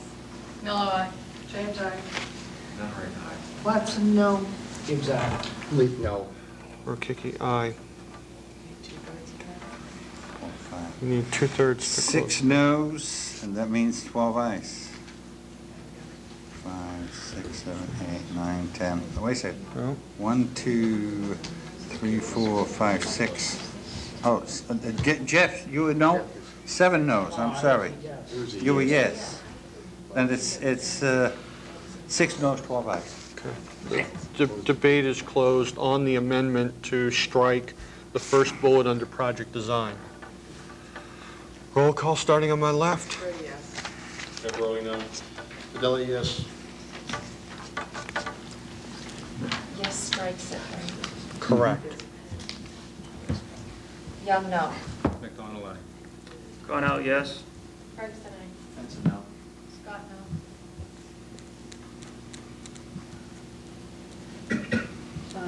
Gates. Abstain. This is to strike it, right? Yes. McDonald, no. Miller, no. James, no. No. Watson, no. Leap, no. Rokicki, no. The motion does not carry. Any other, go back to my list. Pat, Alice, Margaret, Kim. Pat. Okay, maybe you'll understand why I abstained, because I'm not through, I haven't heard enough of questioning it to vote on it, so it was difficult to have to go through that exercise. I first had a question through the chair, if I could, for the committee regarding, or through the superintendent probably. My biggest concern about the two school system that was set up is the faculty and how it will probably have to be reassigned. You presently have your faculty limited in its teaching to grade levels like this? In general, most faculty will teach either the upper class or the lowest class with a little bit of crossover. This will have, in general, most teachers teaching the upper class or the upper class meaning grade, not rank, and lower class with some crossover. That won't change. What'll change is all of the English teachers won't be in the same part of the building teaching English. All of the math teachers won't be in the same part of the building teaching math. When you walk into the building, you won't go left to where all the science teachers are and go upstairs to the social studies teachers. What will be together will be the art teachers, the music teachers, the phys ed teachers, and the foreign language teachers. The foreign language teachers, not necessarily by language, but that area. But the key academic areas, teachers will be grouped around kids, and their offices will be around kids. There will still be what do we call them? Let's call them department libraries, for lack of a better word, where you want social studies research material. Part of this library will have a section for teachers for social studies research material, of math research material, or science research material. That still will exist. But in fact, the actual format about how teachers teach, or the grade levels of kids, that basically isn't going to change. The key thing you have to remember with teachers is prep periods. And our goal is to limit prep periods. Our goal is to maximize preparation periods to no more than 3. That means that everybody isn't teaching the same subject all day. We don't want a teacher teaching English, 9th grade English to 5 classes, because that gets too rote. However, we don't want teachers teaching 5 different English classes to 5 different groups of kids. So we try to limit that at the high school to maximum of 3 per teacher, to give a variety to the teacher and to try to keep not having a staleness. So you've got, and that model isn't going to change. What's going to change is the geographic area where you work for the 9th, 10th grade kids is going to be centered around the groups of kids versus subject. I would just assume that that would be, that the faculty would find that restrictive and would eventually chafe it, saying, all right, I'm just going to teach 9th and 10th grade kids and I don't get to cross over. No, they will cross over, but probably, that's why I said that about 5 prep periods. Probably every teacher, and once again, I keep in mind, you're building a building not for people, not for a superintendent or the principal or assistant principals of the teachers here, but for the future as well. And teachers right now, the plan is that they would probably teach about 4 periods in their core area, in their house at the 9th, 10th grade, and 1 period outside and vice versa. So there is some sort of an exchange, with the goal being that you don't have more than 3 prep periods a day. The follow-up I have is, attached to the materials we have is a vote taken by the school committee in October of 1999. Right. That was related to the proposal that failed in the 5 towns in 1999. That included the 2-school system. And I guess I'm just... No, the 99 was 2 separate schools. No, was that 98? Okay, well, I'm going back. Yeah. It's drawn out. Well, one could argue. It's the same theory that we're talking about That's today. correct. Yeah. And that is a school with an upper house and a lower house divided by grades. And that lost in the 5 towns. Mhm. And I'm not sure if it lost because people didn't like the design or they didn't want to spend the money. But it seems as if this concept has been what's been incorporated into this new school. Well, yeah, but this concept got 81% of the vote just recently. So to say it lost in a meeting where we just prevailed, and all we ever talked about was 2 houses in the 9th, 10th grade, and all the literature supported that. That concept got 81% of the vote. So to say it failed is not represent. I would say to you that it was better marketed this last time by the school committee than ever before. All set? That part of the marketing didn't hit home to me. Well, yeah, but you were in an isolated situation there. Okay, let's not use your town as the model town of how the thing was marketed. There was, as I can recall, there was no presentation made in your town. The presentations... No, the presentation, the informational session was made in our town. And Yeah, but not at the town meeting with the people who voted. But the materials were presented at an informational session, and I don't recall this being presented. Well, the architect presented some. I wasn't at your meeting, but it was in the presentation materials for the vote that was at most other towns. And your town chose not to have the presentation made. That's correct. Yeah. But we had. Well, they didn't have it because the voters there weren't the same. There was overlapping, but they weren't the same people. As a matter of fact, you had more people thank goodness, at the town meeting than you did at your informational session. I sure hope we can keep to the facts of this page as we move forward. I have Alice, Margaret, Kim, Peter. I just have, the way this is written is ambiguous. it says lower house grades 9 and 10 divided into 2 houses, approximately 500 per house. It doesn't read that each house would contain both 9th and 10th graders, and so I think you need to add to where divided into 2 houses, a phrase that says each to contain 9th and 10th. Let me, if I may, John. Alice, the assignment of students to classes is solely the prerogative of the principal. You're not here to assign pupils to classes. So when the principal of the building gets the building, if you build it 9ths and 10ths, 9ths here and 10ths here, the principal can mix them. All right? That's the prerogative of the principal. You're not here to administer the school. The conceptual design is what you're talking about, of a building where you have open academics for 11th and 12th grade. It's what you normally see. For the 9th and 10th grade, they're in a more restrictive environment for their academic areas. Yeah, but what I'm saying is you have 2 lower houses, and part of our concept here is to have each of those houses contain both 9th and 10th That's graders. right. That's correct. And this is not reflected in the way this is. Well, it isn't not reflected either way. It doesn't reflect either way. It says you'll have a house of grades 9 and 10, and there'll be approximately 500 kids per house. It doesn't say whether 3/4, a half, a third. No. It doesn't speak to it. Yeah, but this, I read this. What it says to me is you're going to build 2 houses, and one's going to have 9th graders, and one's No. going to have 10th graders. It's just not. Well, all I'm just saying is, They can do that. they could, technically, no matter, even if you, sure, you don't have a say in that option. The assignment of students is solely in the prerogative of the principal, not the school committee. Okay? Alice, are you all set? Well, I just think that It's the law.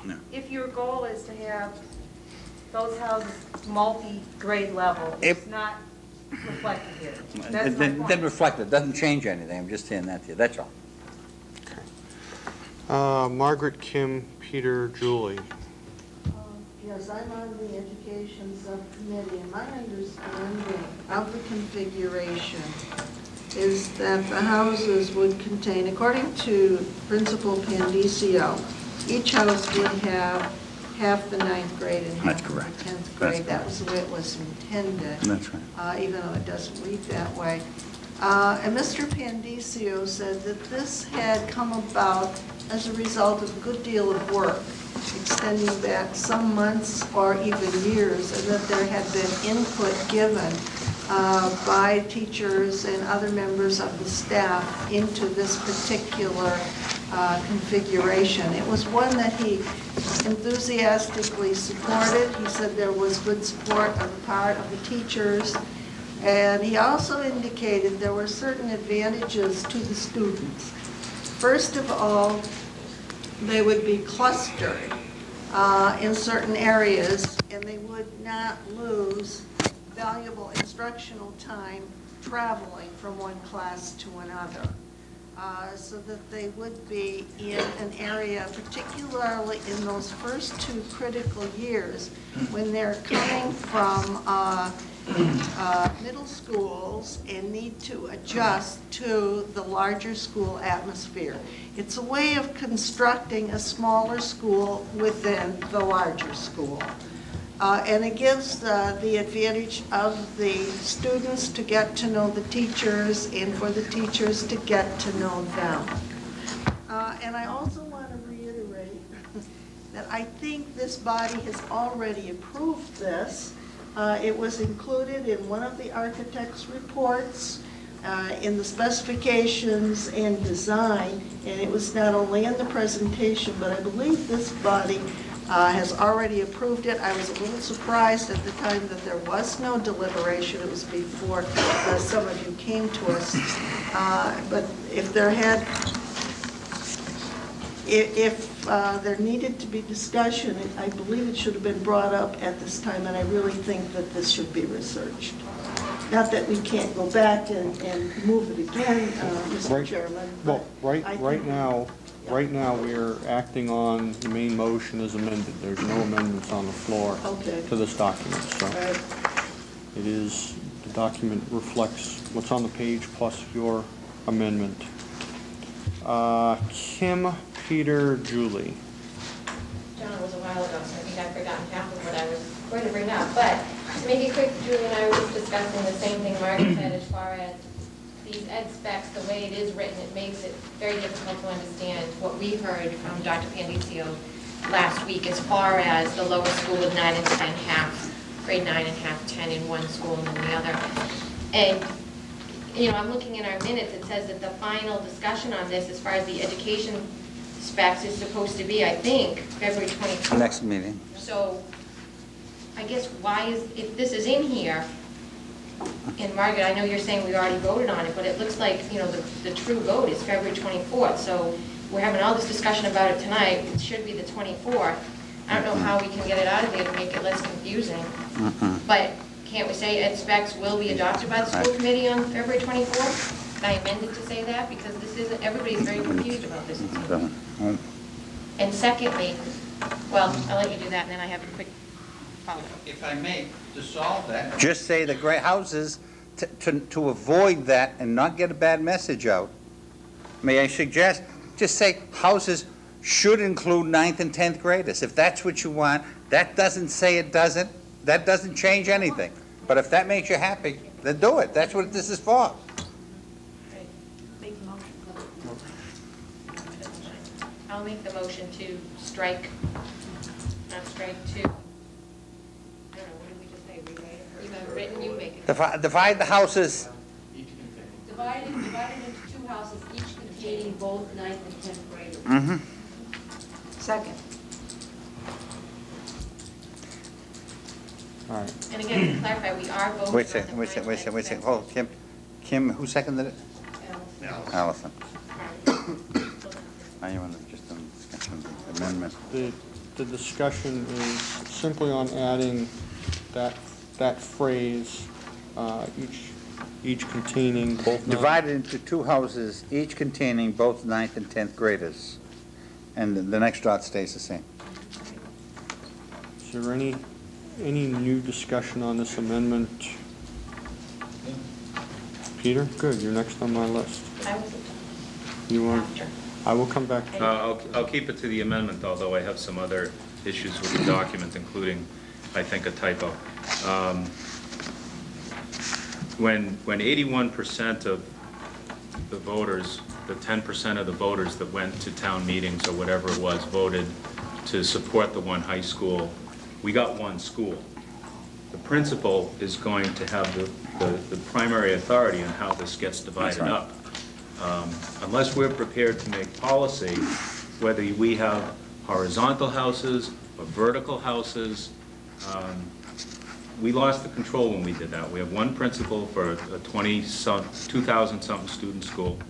He's going to get to determine this. So unless you want to come up with a policy, not an ed spec, but a policy that says this is the way you want to divide up that school, it really doesn't matter.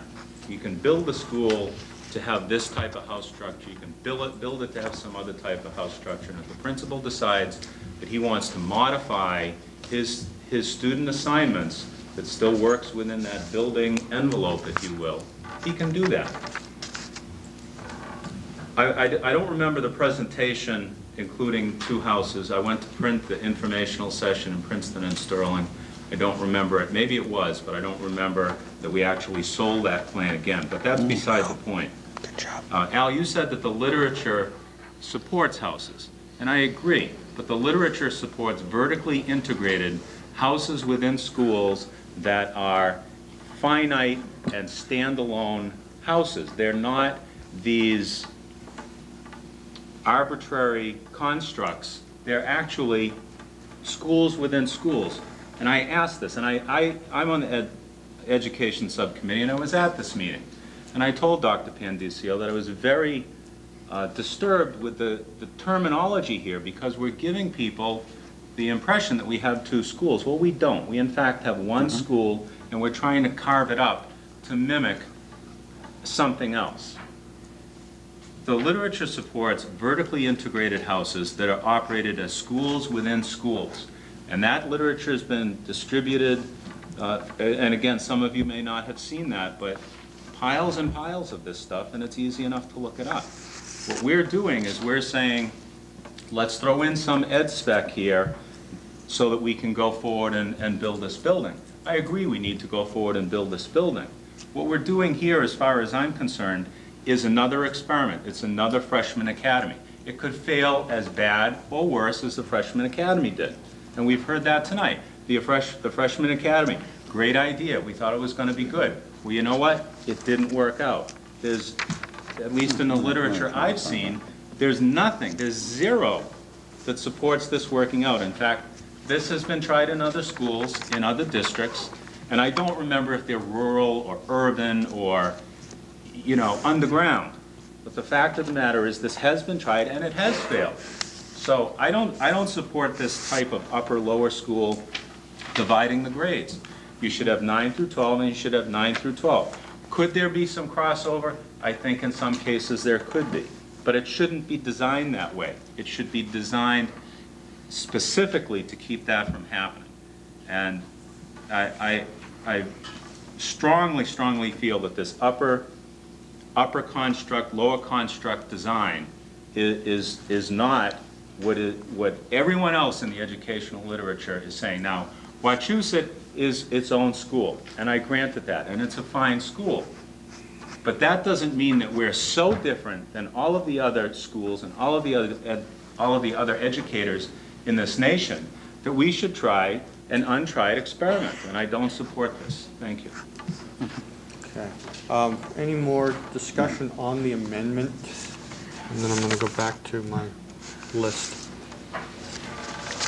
Seeing no more discussion on the amendment, if it can be reread. The changes in divided into 2 houses and containing both 9th and 10th graders. Roll call starting on my left.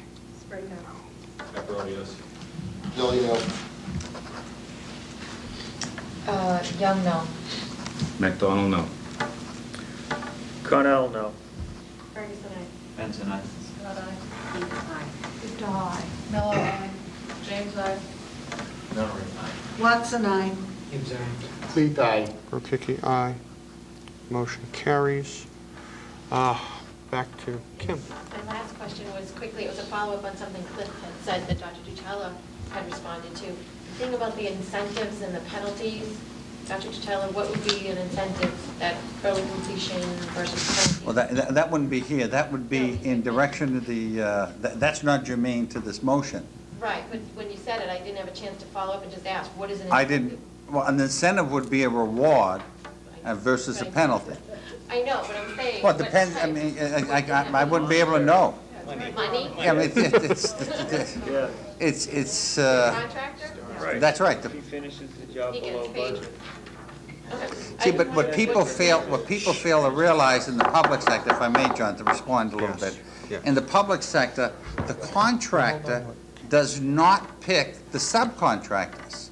The contractor truly doesn't control the job for which he's contractor.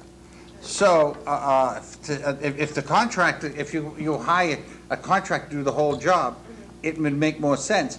Otherwise, you've got a bunch of subcontractors out there, and, I mean, it's something to look at, but, and I'd have to check the law on that. There may be a prohibition within building programs for paying incentives by the state. I don't know that, but it's something to, all I said at Cliff is it's something to look at. Right, I just wanted a little clarification. I didn't change. Oh, it's dollar signs. Okay. It would give them a piece of the building, the old building, take it away. Thanks. Peter, then Julie, Patty, and Duncan. Thanks, John. On the second page, the first bullet, the design of, I don't think our intent is to maximize energy costs, because the design of the project should incorporate dual energy sources to maximize energy costs. Well, what do you want the word to be? Minimize. You haven't, no, he hasn't given the word. Optimize. What's your, I'm assuming that it's a being typo obvious. and that it's an No, it's not. administrative issue. What's the word you want to change it to? This is to amend. Minimum. Minimize or Minimize. optimize. Yeah, this is to amend, that's okay. This is a building, education subcommittee proposal. He was at the meeting. This was an ask. Is I there, mean, the business finance subcommittee. Sorry, wrong subcommittee. We didn't talk about this at education. Yeah. is there a Yeah, second to the Yeah. All right, motion's been made. Two and bullets seconded. down, the design Whoa, of the whoa, project. whoa, time out. We didn't approve it yet. Oh, I'm sorry. Who's the second? While it seems obvious to everyone, we haven't approved it yet. All those in favor of changing maximize to minimize energy costs signify by saying aye. Aye. Opposed? Abstentions? Unanimous? I still need to know who seconded it. John Nunnery. Peter? Two bullets down where it talks about athletic facilities, the design, blah, blah, blah, athletic facilities. I'd like to add at the end of that, I'll make a motion to add at the end of that, where it says, as many sports as possible, as well as community use. There's nothing in there that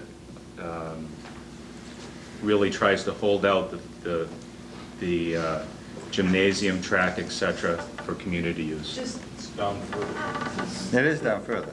It's the third one from the bottom. Auditorium and gymnasium. Third one from the bottom is for that purpose. But it doesn't include outdoor access. I mean, It says auditorium and gymnasium. It doesn't talk about the indoor track, indoor practice facilities. I don't know if there's a difference. I just want to make sure that we don't restrict community use. You want to change it, change it. There's no authorship on this. It's your authorship. So the motion would be to add, to extend that sentence to say, comma, as well as community use. Right. Is there a second to the motion? Second. Motion's been made and seconded. Any comments, questions on the motion? Duncan?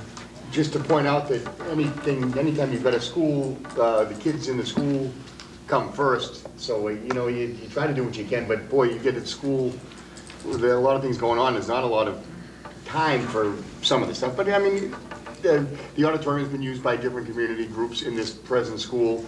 There are people playing basketball here. There are things like that.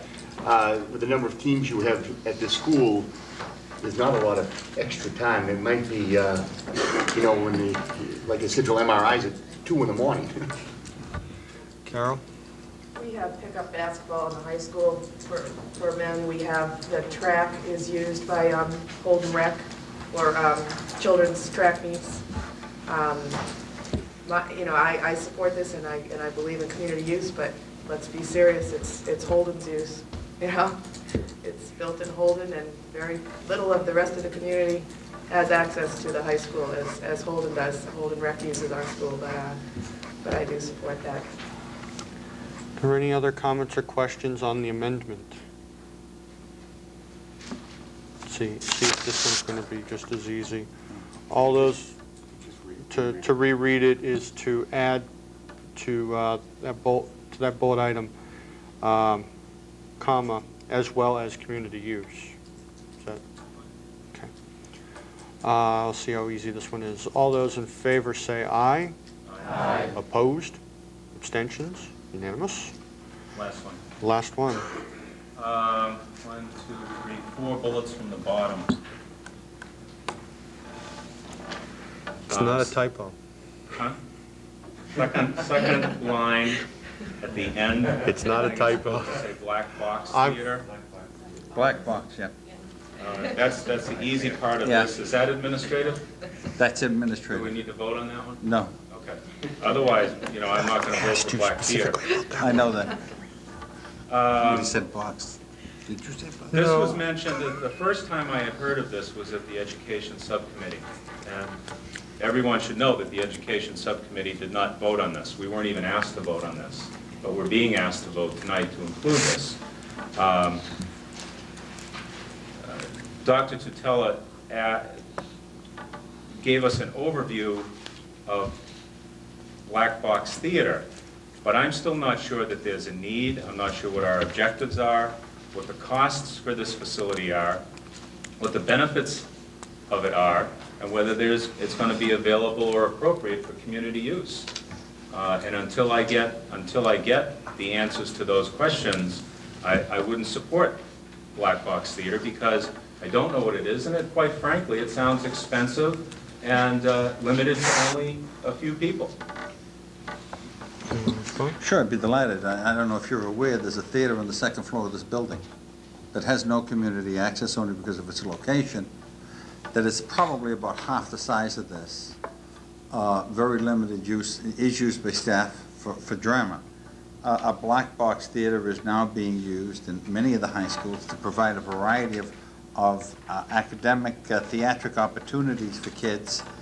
It's a building of sufficient size to be able to do small group theater, flexible theater, and is very, very adaptable to our school's program. It is something that all new schools are putting in. They've got one in Shrewsbury. They put one into Brookline, and those are two that I've seen them. But they have one in Weston, and they're putting them into two other buildings. This is something. It's instead of a small theater, this is a substitute for it. What it is literally is a 2,500 square foot room, black with a lot of lights, different types of lights, and different seating capacities on it. It also is a meeting room. It's not designed for community use unless it's in a proximity to the community. It's usually put in an accommodating space. I would recommend that we set up a building for black box theater separate from the art program of the school, and your art programs, apart from your auditorium, are really not accessed. Your music rooms aren't accessed by the public. In general, other than for the practice rooms for the kids, and your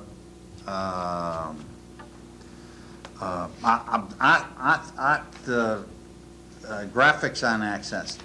It's not unusual. Small theaters are not accessed in an accessible way. Not that they can't be, but I don't think that ought to be a limitation with decision making.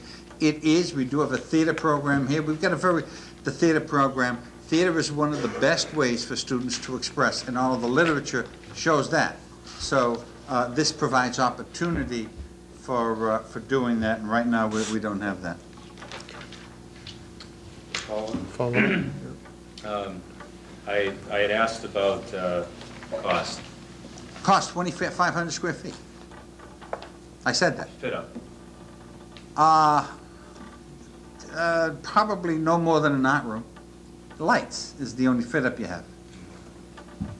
Do you know if And black paint. If any of Ceiling too. it's not going to be open air? No. Thanks for that clarity.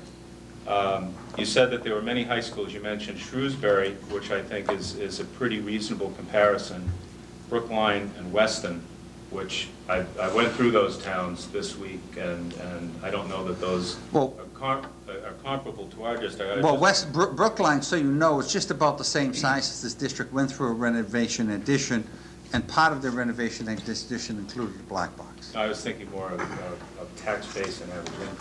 Well, we're going to build 2,500 square feet. If it's this or something else, it would be a theater that looks like a theater that is going to be of less functional use than a black box. I mean, the square footage is not the issue. John, your indulgence, just one more question if I could.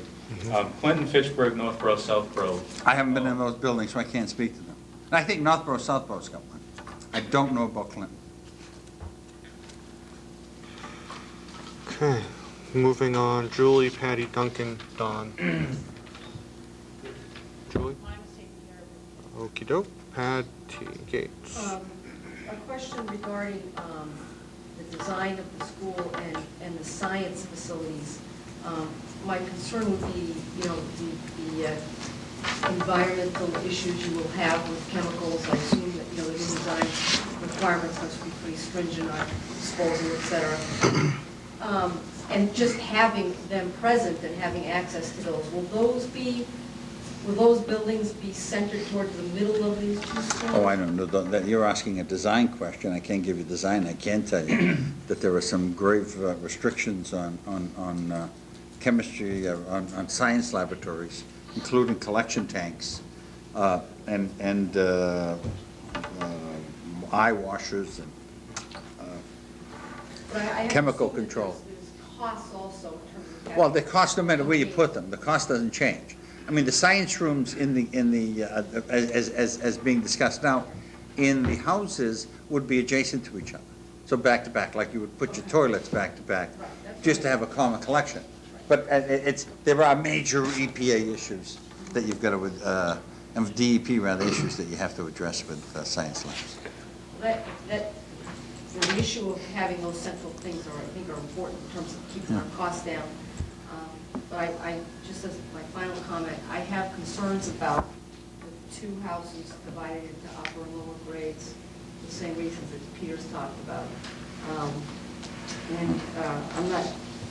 I don't have a sense yet from the committee, I'll be interested to see how the vote goes on this night, but that is in fact what has been adopted. It may well be adopted, have been adopted prior to my coming on the committee. I'm not aware of it, I didn't see it in minutes anyplace. But my sense of the understanding most people I know think that this is a 9 through 12 into two houses, not divided into two sets of grades. Two sets of grades? 11, 12, 9, 10. Two houses with a vertical integration, 9 to 12 versus. Oh, I don't know where they would have gotten that. That's creative thinking, because that was never discussed as part of this project, Patricia.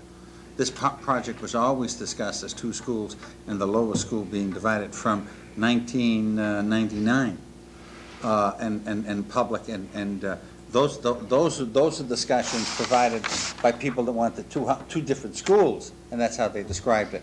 But not in terms of the Wachusett School.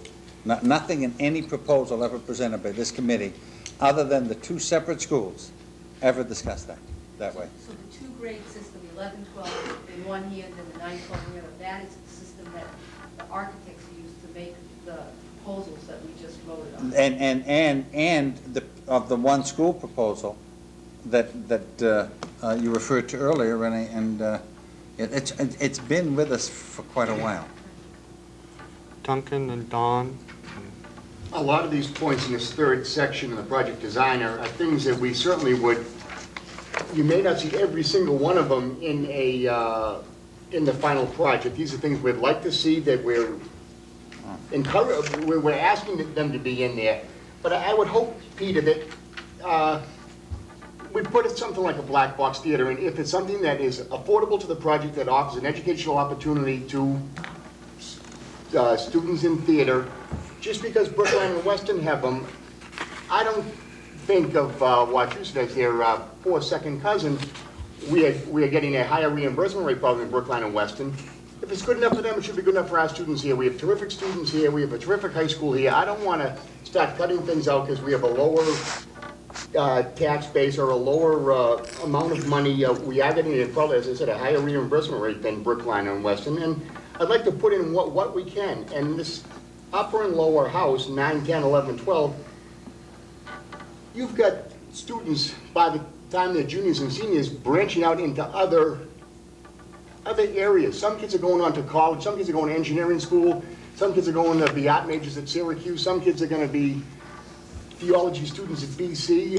You've got all kinds of different types of students, and I would not want to see kids 9 through 12 locked into one house. I think, I know my son in 9th grade here now has an awful lot of kids in he's got a lot of the same kids in his classes, and even though it's not specifically set up as a 9th grade house, he's got some kids that are in 4 or 5 of his classes all day long. But I wouldn't necessarily want to see that when he's a junior or a senior. He's going to go on to other things, and my daughter did when she was here. And I wouldn't want to see him locked into a house of 9 through 12. I'd like to see opportunities opened up for these students to explore what they would like to. There's more freedom of choice in the junior and senior year. Don? Trying to pull a lot of this together, I think we're talking about several different aspects of the same thing. So we have on the table our recommendation for the charge to the high school building committee. Included in that are several parts of the ed spec that we will have, to Kim's point, on February 24th, and also should be reflected in some of the changes from the ed subcommittee meeting that was February 3rd. Some of these changes that the ed subcommittee recommended and voted on, like the black box, are included in the charge that we are making to the building committee itself. So these things are kind of intertwined, but a little bit confusing in that this charge is supposed to reflect points that we are going to have in full on February 24th, and then pass or not pass. So it's almost the cart before the horse. Peter's concerned about the black box theater. Well, we haven't really ratified that.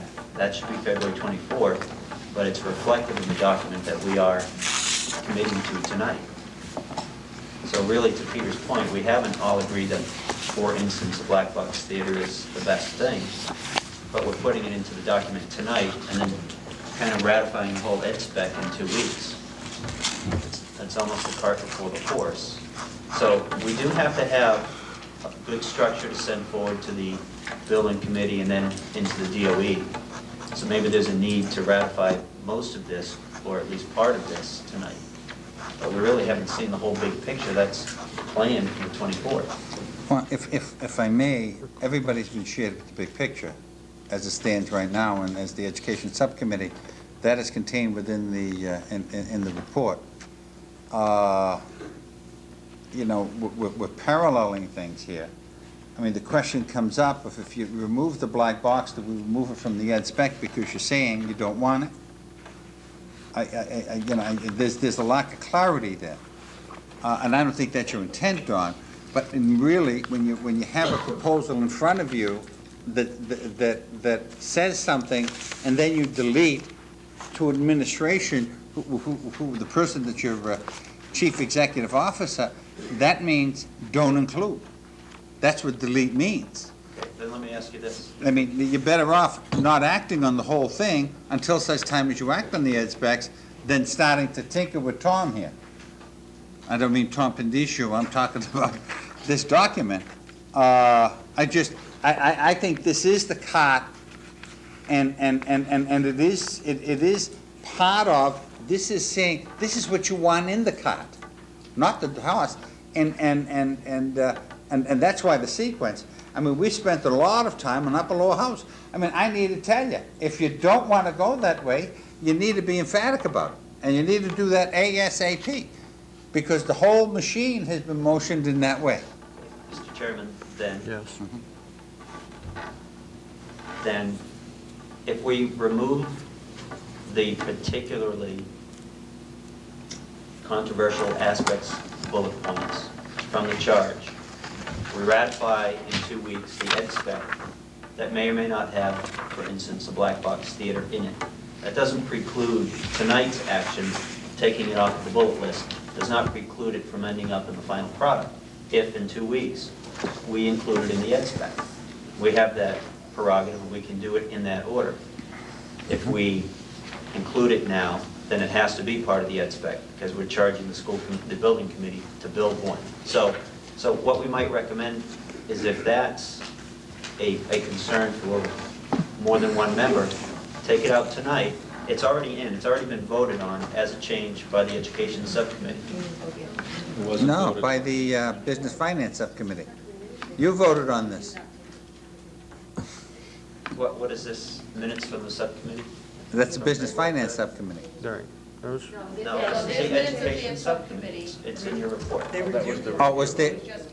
That was on the presentation of the Okay. aspects. Yeah, it was voted on by the Business Finance Subcommittee. No, see, that's what I mean, we're talking two different things, and this is what's confusing. What we have on the table is the charge to the building committee. Right. Put forward by the Finance Business Subcommittee. That's correct. It reflects what the Education Subcommittee Oh, I has see, in their okay, report. yeah.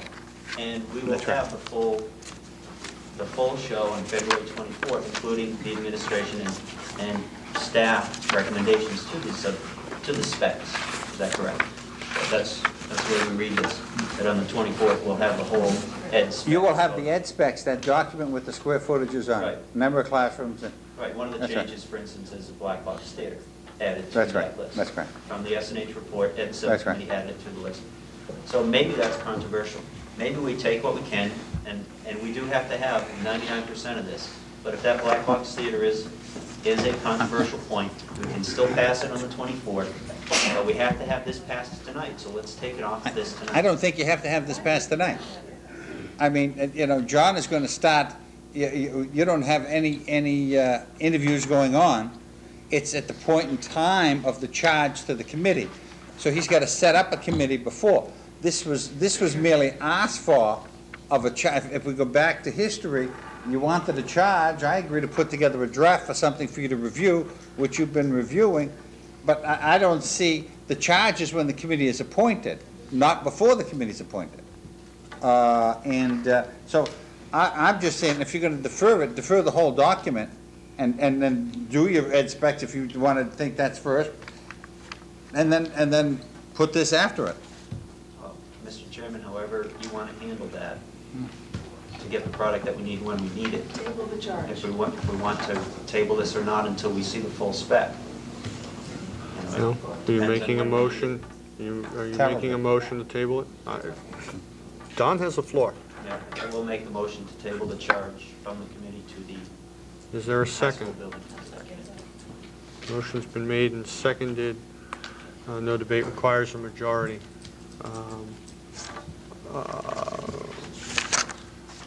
Roll call starting on my left. Yes. Delhi, yes. Young, To yes. table. McDonald, yes. Connell, yes. Ferguson, aye. Benson, aye. Scott, aye. Keith, aye. Lipton, no. Miller, no. James, no. That's an aye. Leak, no. Rokicki, aye.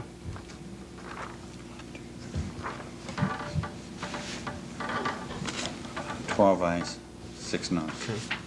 The motion passes. It is tabled. Quickly. I just would hope that the committee in the next 2 weeks does all they can individually to research such things as house systems and black box theaters and that sort of thing. I think that's all of our responsibilities individually as well as collectively what we hear from the administration and principals, but we should be doing our own research as well. Not related to, What we just voted on. does it have anything to do with business and finance? Okay, sure. Waiting for like an hour, I think. Well, yeah. It's through you to Natalie, just a question on general budget things. You know, crunch time is obviously here, everybody's running around saying what's going to happen, what's going to questions. I was just going to request to John, Natalie, whomever, in our report, it talks about that we're going to be presented with questions or things to debate, discuss as a committee as far as budget items. Item B1 on the agenda. All I was going to say is we could get a separate meeting because it's going to be so lengthy. So I thought we could have a separate meeting. Well, we're real close, and I'm not sure that we're going to conclude tonight on anything, so Right, that's we what may I was start, saying. It's almost like a whole budget workshop we may meeting. start the process tonight, get people thinking, Okay. and have to do that. That's all. Okay. Anything else under business finance? Meeting been scheduled, next one? No, not at this point. Item D, none. Item E, anything requiring school committee action from building committees? No. Nada. Moving on to item 6A, discussion of superintendent's report. Superintendent, anything to add? Usually somebody has something to discuss. Well, There they go. let you first, and then Oh, no, I just work it around that's Alice, for them, Kim. I never have, but I've already discussed it, that's why I put it before Doug. Alice and Kim. I just have a real quick question, which is in the recommendations, if we have to make this severe cut, now I can't find it, but it's your recommendation that we, in the sort of the order at which the No. staff would be reduced, would be non-essential aids, and I'm just wondering, I don't recall giving you a recommendation on that. I my recall recommendation giving, ideas. yeah, but no one, no, and not a, and my intent was not a sequence, but as a set of questions. My intent for that was to say, you've got what are your policy issues related to these areas? Because when I came to you at one time, you decided to do something different, I respect that. But, now all we've got is a bigger problem than we had before the problem we had last year. So we're back to where we were and a lot deeper in the hole, or going to be a lot, at least for the forecast. Now, miracles do happen. We weren't cut in our operating budget this year, which sort of surprised us and pleased us. But we're going to discuss that. That's on the recommendations, okay? So, we're on the discussion of the report. Now, okay? Yeah. Okay, Kim? Just quickly, on page 15, as far as the minutes for the education subcommittee, I didn't make the motion to adjourn. Oh, it sounded like you. It's, Sorry. you repeated it. Change it to Peter. But I know Thank I you, didn't Peter. make the motion, so just so you know, that's just a little thing. And lastly, there are three emails regarding the Holden Select Board with Joe Sullivan mentioned and Joe Giada mentioned regarding the whole interest income information.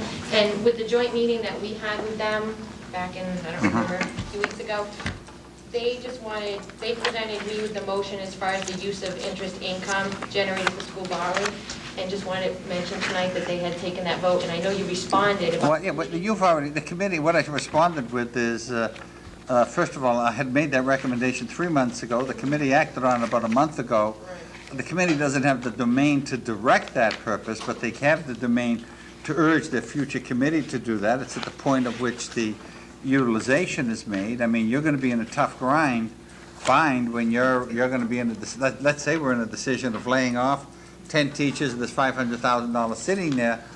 That's a question you've got to deliberate on at some point in the future. But what I did inform you is that a separate accounting system is being kept to give us the capacity for doing that.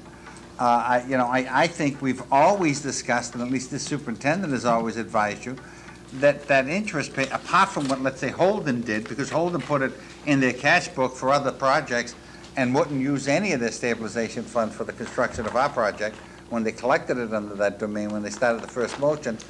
But they're asking us to do it, but we've already done it. We've set up the mechanism, but it's up to the committee at the time of appropriation to act on that. So you've done that.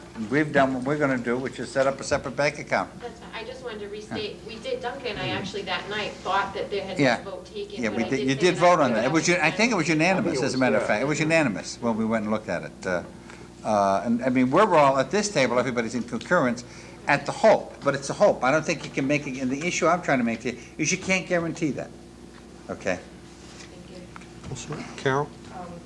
On the same issue, it's one thing to say that the money will be returned to the project. That's kind of a vague statement. I think what the selectmen were looking more towards was that the money would be, interest would be used to pay down debt. And that's what they spoke of, not just putting it back in the project. The school committee reps were not in complete agreement, as Duncan will tell us in a second, that that's what they wanted. But this was the message that we were asked to bring to the school committee. And further, they asked if it would be appropriate that policy be written to direct future school committees to put that money back into paying down debt. Now, and I gave your position that you can't tell future school committees what to do. But in truth, every policy we make directs future school committees in how they're going to be acting. And so there was a lot of questions. Can I answer that? Sure, you can answer them. Policy can be changed by any school committee as well, so it really has no bearing on enforcing. If I may, apart from your general behavior policy of the school committee itself, Carol, the policies are guidelines for discretionary actions for the superintendent. So those are your governance issues of how you want to overall see how things ought to be, your community statements on that. I mean, the policy wouldn't do it. Actually, technically, it'd go in the bylaw, to be candid about under the treasurer of where you put that interest money, because that's an operating thing that the school committee wants. I'm just saying to you, it's already being done. How it's going to be used in the project, no matter whether you say putting down the debt or saving it for the peak year of the interest rates, however it's determined how to do it, the result is going to be the same. That less money, if it's done that way, less money is going to be spent by the towns out of their pocket for the project. However, I will alert you to one thing the state is looking at: deducting interest money from the project, requiring, therefore, that either it goes back in, it's not a very unsmart thing to do. So it's coming back. The state, when they're shrinking the books, They're looking at everything, including, by the way, not counting interest rates, but hopefully we'll get under that, hopefully. I'm sorry. The select board, or members of the select board were very clear in asking if policy cannot be written to address this, they would like to know why. Because I said we weren't going to be able to come up with a policy like that, and they were very clear. They want to know why it cannot be written, and I'm certainly not going to go back and say because policy can be changed. Policy is also not law. It's just guidance, and you can break policy. Yeah. There's no consequence to breaking policy other than Because among this group. I mean, Okay. that's If I were advising the chairman on this, and the chairman got a direct inquiry on that, I'd advise the chairman to say policy doesn't appropriate money. A vote of the school committee by 2/3 appropriates money. And this is an appropriation question, and they know that. Hold the reps should clear that, because Okay. they've been out. Okay. Is there any other discussion of the report? Peter? The Blackhawk stuff, one of I said I don't need to do that. Page 18, now we had talked about under the update on high school financing, 1, 2, third paragraph in that section, the education subcommittee met night before, I guess, and reviewed. I want to reinforce it. We didn't take any vote. We just reviewed the ed specs. And then in the next sentence, there were some changes, and that should say proposed by the administration. It wasn't proposed or acted on by the education subcommittee, but there were some changes proposed by the administration, but those did not necessitate any increase in overall square footage. I just think that makes it clearer. If you just say there were some changes, we don't know if those were made by the education subcommittee. And you can do whatever you want with that.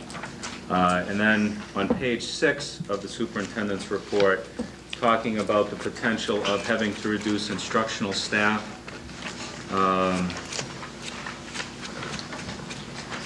Is it, in your first sentence there, Al, it says reduction of instructional staff with the because everything I hear, I think this is going to happen at some point with the way the state budget is going. It just seems that this is going to have to happen. I think that's unfortunate, but I want us to all be on the same page as we go through this process.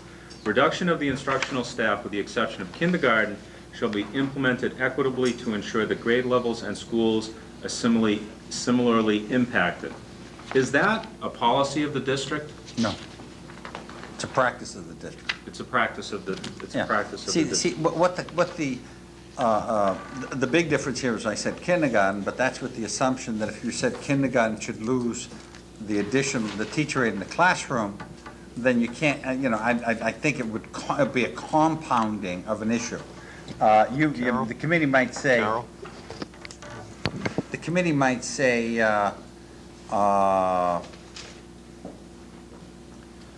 we'd prefer that increase kindergarten size, but, don't disrupt the two adults in the classroom. That may be your preference, and I would certainly look at that. I mean, per staffing wise, it's totally the discretion of the superintendent to come up to meet the budget. I'm looking for guidelines. I'm looking for where are you as a committee, and so all I'm doing here is to try to bring some issues to cause some discussion to get you into a mode, because once whatever decision you make isn't going to be the end of that decision, because you're going to hear a lot of noise about some of those decisions that you're going to make, as you're familiar with, and depending on what it looks like, and I mean the tragedy of this thing is we're going to hear about it February 26th. You can just look at the webpage in the 27th of the newspaper, and we'll see whatever it is. Nobody has an idea, not even the Commissioner of Education, and we met with him last Wednesday. So at the end of that bullet, down where underneath the percentage of teachers at the different schools by grade level, you talk about in the last sentence there, if you had to reduce 9 teachers to save in the budget— those reductions then are proportional to K through 4 versus 5 through 8 versus high school. Yeah, what we did is did a weighted, we just showed you what a weighted Right. factor. I mean, some people would say, well, reduce one, for schools. Well, we don't assign by that rate. So we're saying to you, we probably, so we're all in the same ballpark. You may say to Tyler, why don't you do it the other way? We'd like it the other way. I'd take that advice. But we're saying to you, since we weighted them on assignment, and some of that is because of scheduling. For instance, the high school's got a 12.65 when you take out the district-wide program staff, as professional staffing. However, they also have a 5-period teaching day versus a 6-period teaching day for the middle schools. So the middle schools have got a 15-point, come and see, I can't remember them off the top of my head. Was that page 15, Peter? Yeah. Ratios aren't in here. Ratios aren't Okay, there. they're in It's just the the percentages and annual changes. report. 15.15 or something like that. And the elementary schools are like 15.5, let's say. They're in that proximity. So now the committee may say something different, I don't know.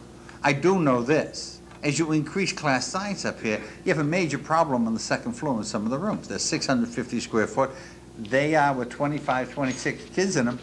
They already have a capacity up there. But you have to do what you've got to do. And when you run out of money, in the last place you want to go, and I believe this for everybody here, is in the school. But that's where your money is spent, in the school. So there's the dilemma. I just have one quick question, I think, is if we were to discuss having to reduce instructional staff, which subcommittee would that go to prior to coming to the full committee? Does that go to business, finance, or education? How? Well, no, we're looking for the policy statements. I wouldn't be coming to you saying which staff are we cutting. That's solely in the discretion of the superintendent. That's not a subcommittee or a school committee agenda. I'm looking for where are your priorities for, as we're looking at a budget, as a school committee, not as a subcommittee. I mean, we just had a subcommittee go over stuff, and we just took an hour and a half after the subcommittee went over it. So obviously, subcommittees don't necessarily reflect the wills of committees. So, I mean, the basic thing is we're letting you know ahead of time, the freight train is coming down the track. It's got, and the trestle isn't big enough to support it. What are we going to let off the train? So what you're saying, yeah. I'm not sure what you're saying is that doesn't go to subcommittee. The budget But discussions are going to the be... actual budget comes to the committee. The committee appropriates the budget. The budget. Mr. Chairman, you wouldn't divide that out and have people look at their areas of responsibility? You'd want to do it as one large... The budget isn't designed that way. The budget is designed for district. The appropriation is designed for district. I mean, you can air it out any way you want. The budget, when it's presented, will be presented as a budget to the district, to the committee. So you'll discuss it we'll discuss it in mass. At this point, we'll see. And how I'd it go goes. along with him and say, let's just have a meeting to talk about that. Okay. That's all I have. Before I actually go to B1, is there any more things that are not related to B1? And before... You're going to B2 first? Two things. One is, before I forget and before the witching hour falls, based on Kim's comment previously around executive session meeting minutes, could you please hand them all back to me for the one that I passed out? The error is Go so that way. grievous. Go to your left. Yeah, I did. That's what happens Go to when you your rush. I don't want to peek. I would like And I would like them to come back so that no one ever sees them go out in that fashion. Good, okay, thank you. Now I would go to the B2. Thank you, John. And then B1.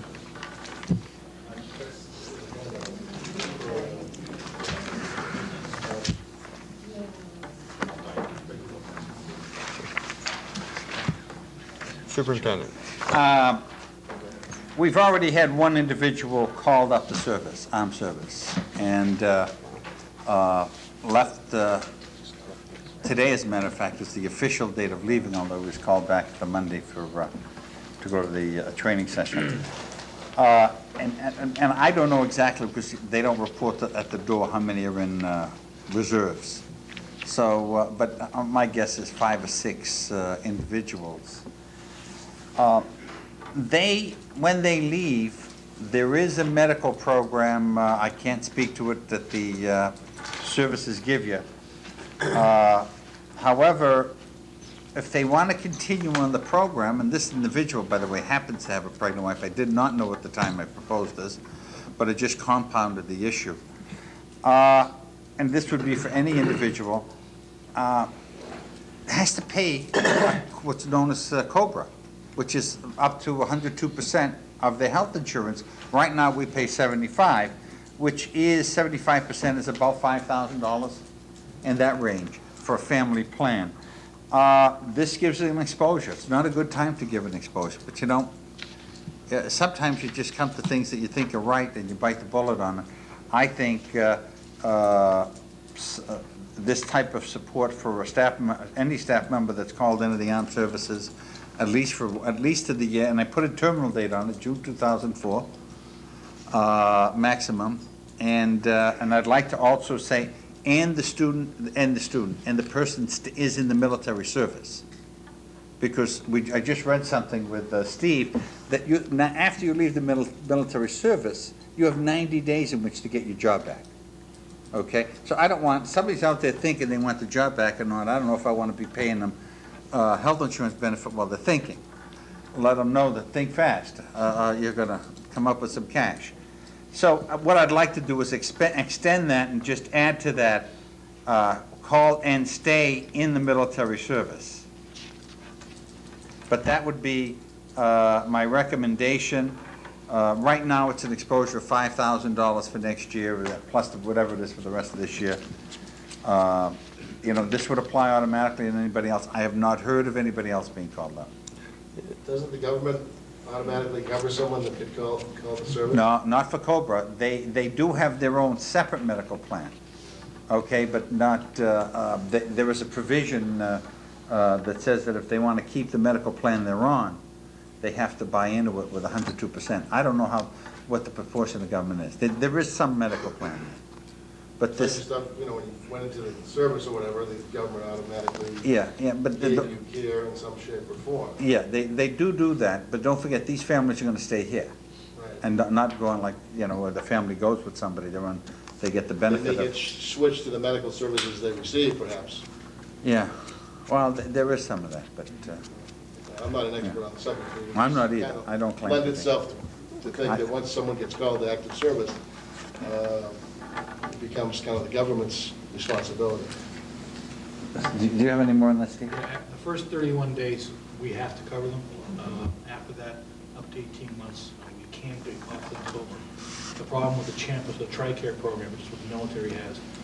There's no military hospital within an hour and a half of central Massachusetts right now. When Fort Devens was alive and the hospital was there, that was a good spot for folks here in central Mass to go with their health care if they were called to active duty. They closed that hospital when they closed Fort Devens. So the nearest base I understand is either Hanscom, which we all live in New Hampshire, or one towards the Cape. So these folks, yeah, they have to go to the nearest local military hospital and healthcare provider.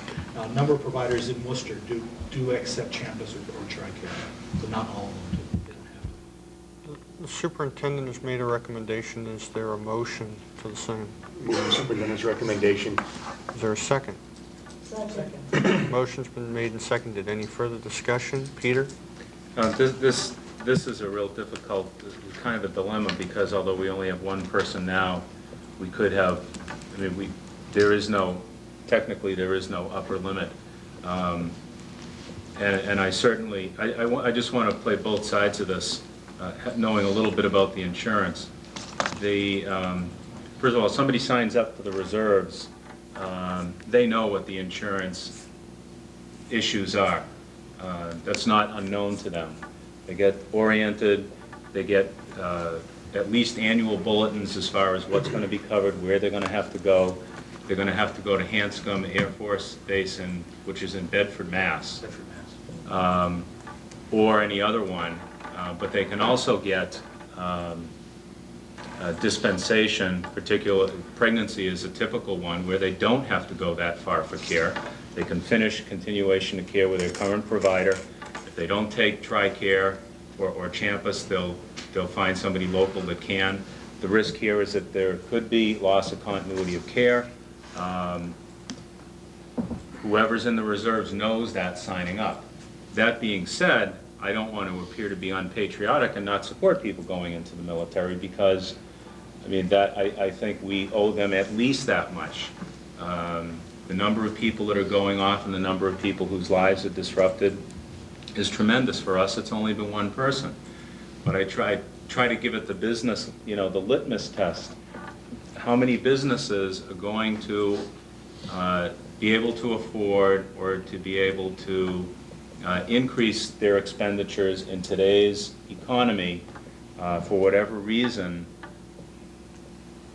and in this particular reason, for military service. So I hope there's more discussion, because I'm not comfortable voting on this yet, because I feel a responsibility to our taxpayers and to our students, and I want the funds to go be adequately used for them. But I also feel some responsibility to our military going off in harm's way, and I want to support them too. So I hope we have some more discussion.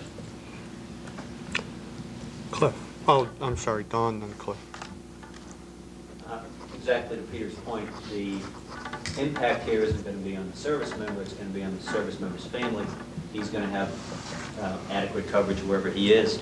So she may very well be required to change her OBGYN at this point. Hers may or may not take Champus for TRICARE. She could get an authorization to go out of system to get somebody else. That may or may not happen. So the impact is clearly on the mom-to-be and the kids if they have any kids. So it's very likely that they could get this out-of-service dispensation, but it's a burden on them. And I don't think really there's any question that we do this for them. Cliff.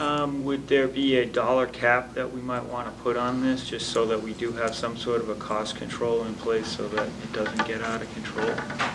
Assuming Help me, you mean a total dollar cap? Yes. Okay, you can't put an individual one because that's insurance. Fine.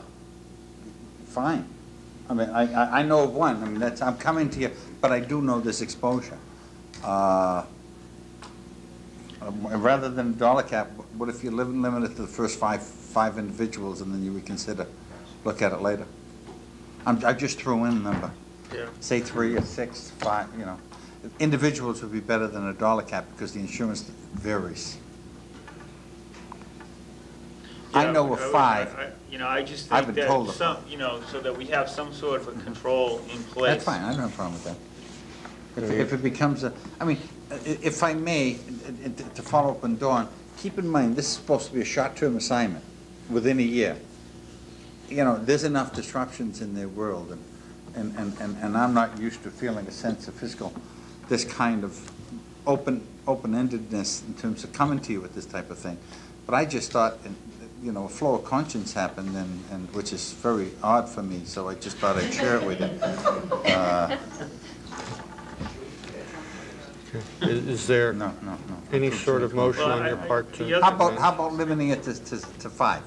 Yeah, would we be put in a legal No. position, though? No. My only No. question is, You're not if we negotiating provide it this. for some and then we don't provide it for others? No, that's not, you get it right through that. Because they're not technically employees while they're out there, so. But, that's up to you. Someone have to make a motion, and I see Don shaking his head. Is any more discussion on it? I have more people on the list, so it doesn't end here. Pat, Kim, Don. Does this need to be decided tonight? Do we need to make this decision? Yes, absolutely. I think it's important to an individual who's making a plan. I'm just saying, you don't need to ever decide it, okay?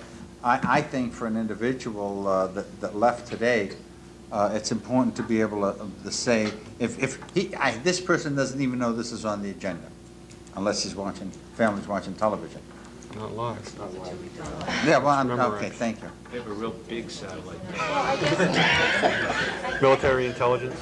I guess in the spirit of what Peter asked in terms of discussion, I'm finding it, how can I make a decision if I don't know what the alternatives are to offer this individual? And if it's been raised that perhaps there is alternative insurance, what are this individual's alternatives if we don't offer this?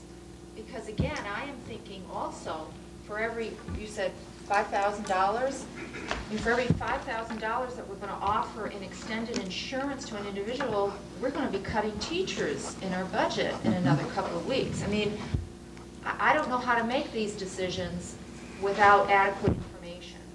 So I feel like I can't make that decision tonight on an emotional plea, when it could mean that I'm going to have to make that money up in teachers' You're gonna budget have- next year. I agree with you. Which is exactly what you're asking us to do. Exactly. Well, we're all wrapped up in the emotions, say, oh yeah, we need to do this. On the other hand, it could cost us teachers next year making this decision tonight. It'll cost you, and if the last resort is teachers, any penny you spend televising this meeting costs you teachers in that same I sense. understand that. Any expenditure you make. So let's keep all of it in the same And box. that's why I'm pointing this out. I know that, and I knew that when I made the recommendation. Right. I just felt a flow of conscience, and I, this individual wasn't given time to deliberate. He did make a decision, conscious decision, but now with somebody coming on and things change. And I don't know. I mean, I believe it is the right thing for a community to do, to stand, don't just give the pat on the back. Stand for what you're about. And there are options, and there are people here that know more about them. But none of the options stabilize your home condition, not one of them. And that's the issue at hand here, and that's the issue with me. This person is going on a temporary place for an extended period of time, and is coming back, has a guaranteed seat in this district, guaranteed seat in this district, and the family's going to stay here, and because of that, I'm just trying to stabilize that as best I can. That's all. Kim, Don, Duncan. Timing is lousy money-wise, I agree with you. Couldn't Just have been worse. quickly, I strongly support this. Maybe it's because on a personal level, a similar situation is happening in my own family, but I would strongly support this. We owe this to the people that are being sent out to do this, so. Don? To address some members' concern about the money, it's self-limiting because it says for staff called to armed service, and there is no draft, so it can't apply to a general group in our staff. It's just for reservists. So if we have a round number of 5, it is self-limited there. It can't expand anywhere beyond that, and they can volunteer to go into the armed services at this point, and that's their own prerogative. But that's not being called to armed services. So this really does just apply to the Reservists active and National Guard. Well, reservists who are activated. Duncan? I'd just like to say, anyone being called up is going to have enough of a financial hardship as it is without worrying about medical insurance. I would like to amend it to extend health insurance benefits until June 2004, for up to 5 staff members called to armed service. And then if we can address it, the superintendent says we can address it later, if we get more than 5, but right now they know of 5. And that puts a cap on it of about $25,000, which is, is your maximum financial impact right now. Amendment has been made, motion's been made. Is there a second? Second. Chorus of seconds. Discussion on the amendment. Thanks, John. Thank you all. This discussion is very helpful for me. I'm wondering, and I'm leaning towards supporting this, but I'm just wondering, in fairness to those 5, is June '04 a valid end date? And the reason I ask that is somebody could be called up 8 months from now and stay longer in a more, if this becomes a prolonged experience for the country, they could stay longer. Would we want to give them less rather than this? I'm just thinking a period of time of extended benefits rather than an arbitrary cutoff of June 4th.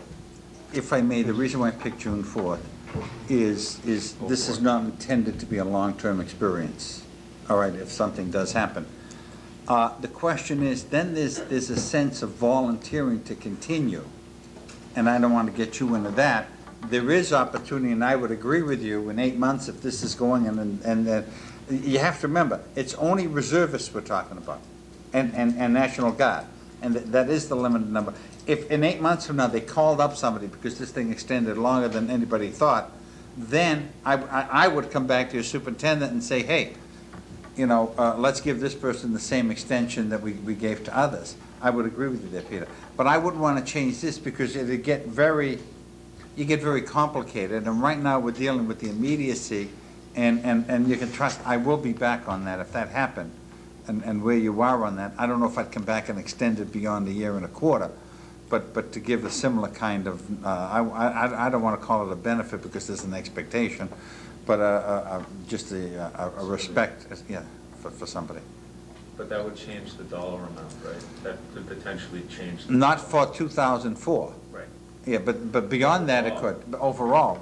Well, this doesn't limit the dollar amount, there's 5 people, is $5,000 for a year, plus you have the remainder of, from February, for one individual, from February to June, which is, you know, for this fiscal year. Okay. All set, Peter? Kim? I'll pass mine with the same thing. I was gonna say, I think we could always extend when we need a little. Yeah. Okay, the amendment on the floor at this point is to add in the phrase "for up to 5 staff members." Is there any comments or questions on the amendment? Seeing none, all those in favor say aye. Aye. Aye. Opposed? Abstentions? Abstain. Abstain. One abstention.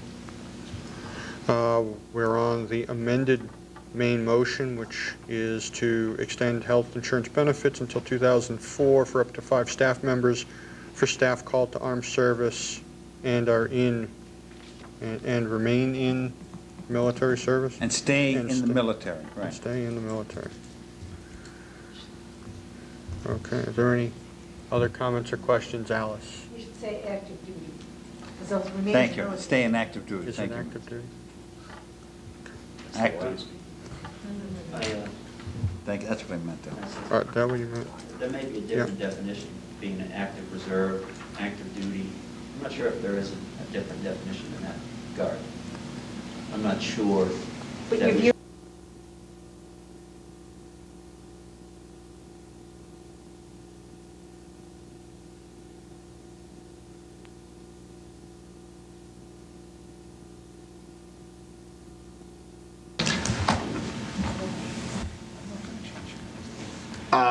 That's fine, Duncan. Okay. To move the question, roll call votes on him from my left. Reject Strekalowski and Hoyt's operating budget. Rokicki, no. Birdie, yes. Yeah. McDonald, sure. Fidelli, no. Watson, no. Benson, no. Scott, no. Ferguson, no. Mello, no. James, no. Leonard, yeah. Leaf, no. Thank you, John. All I'll do. That was a pleasure.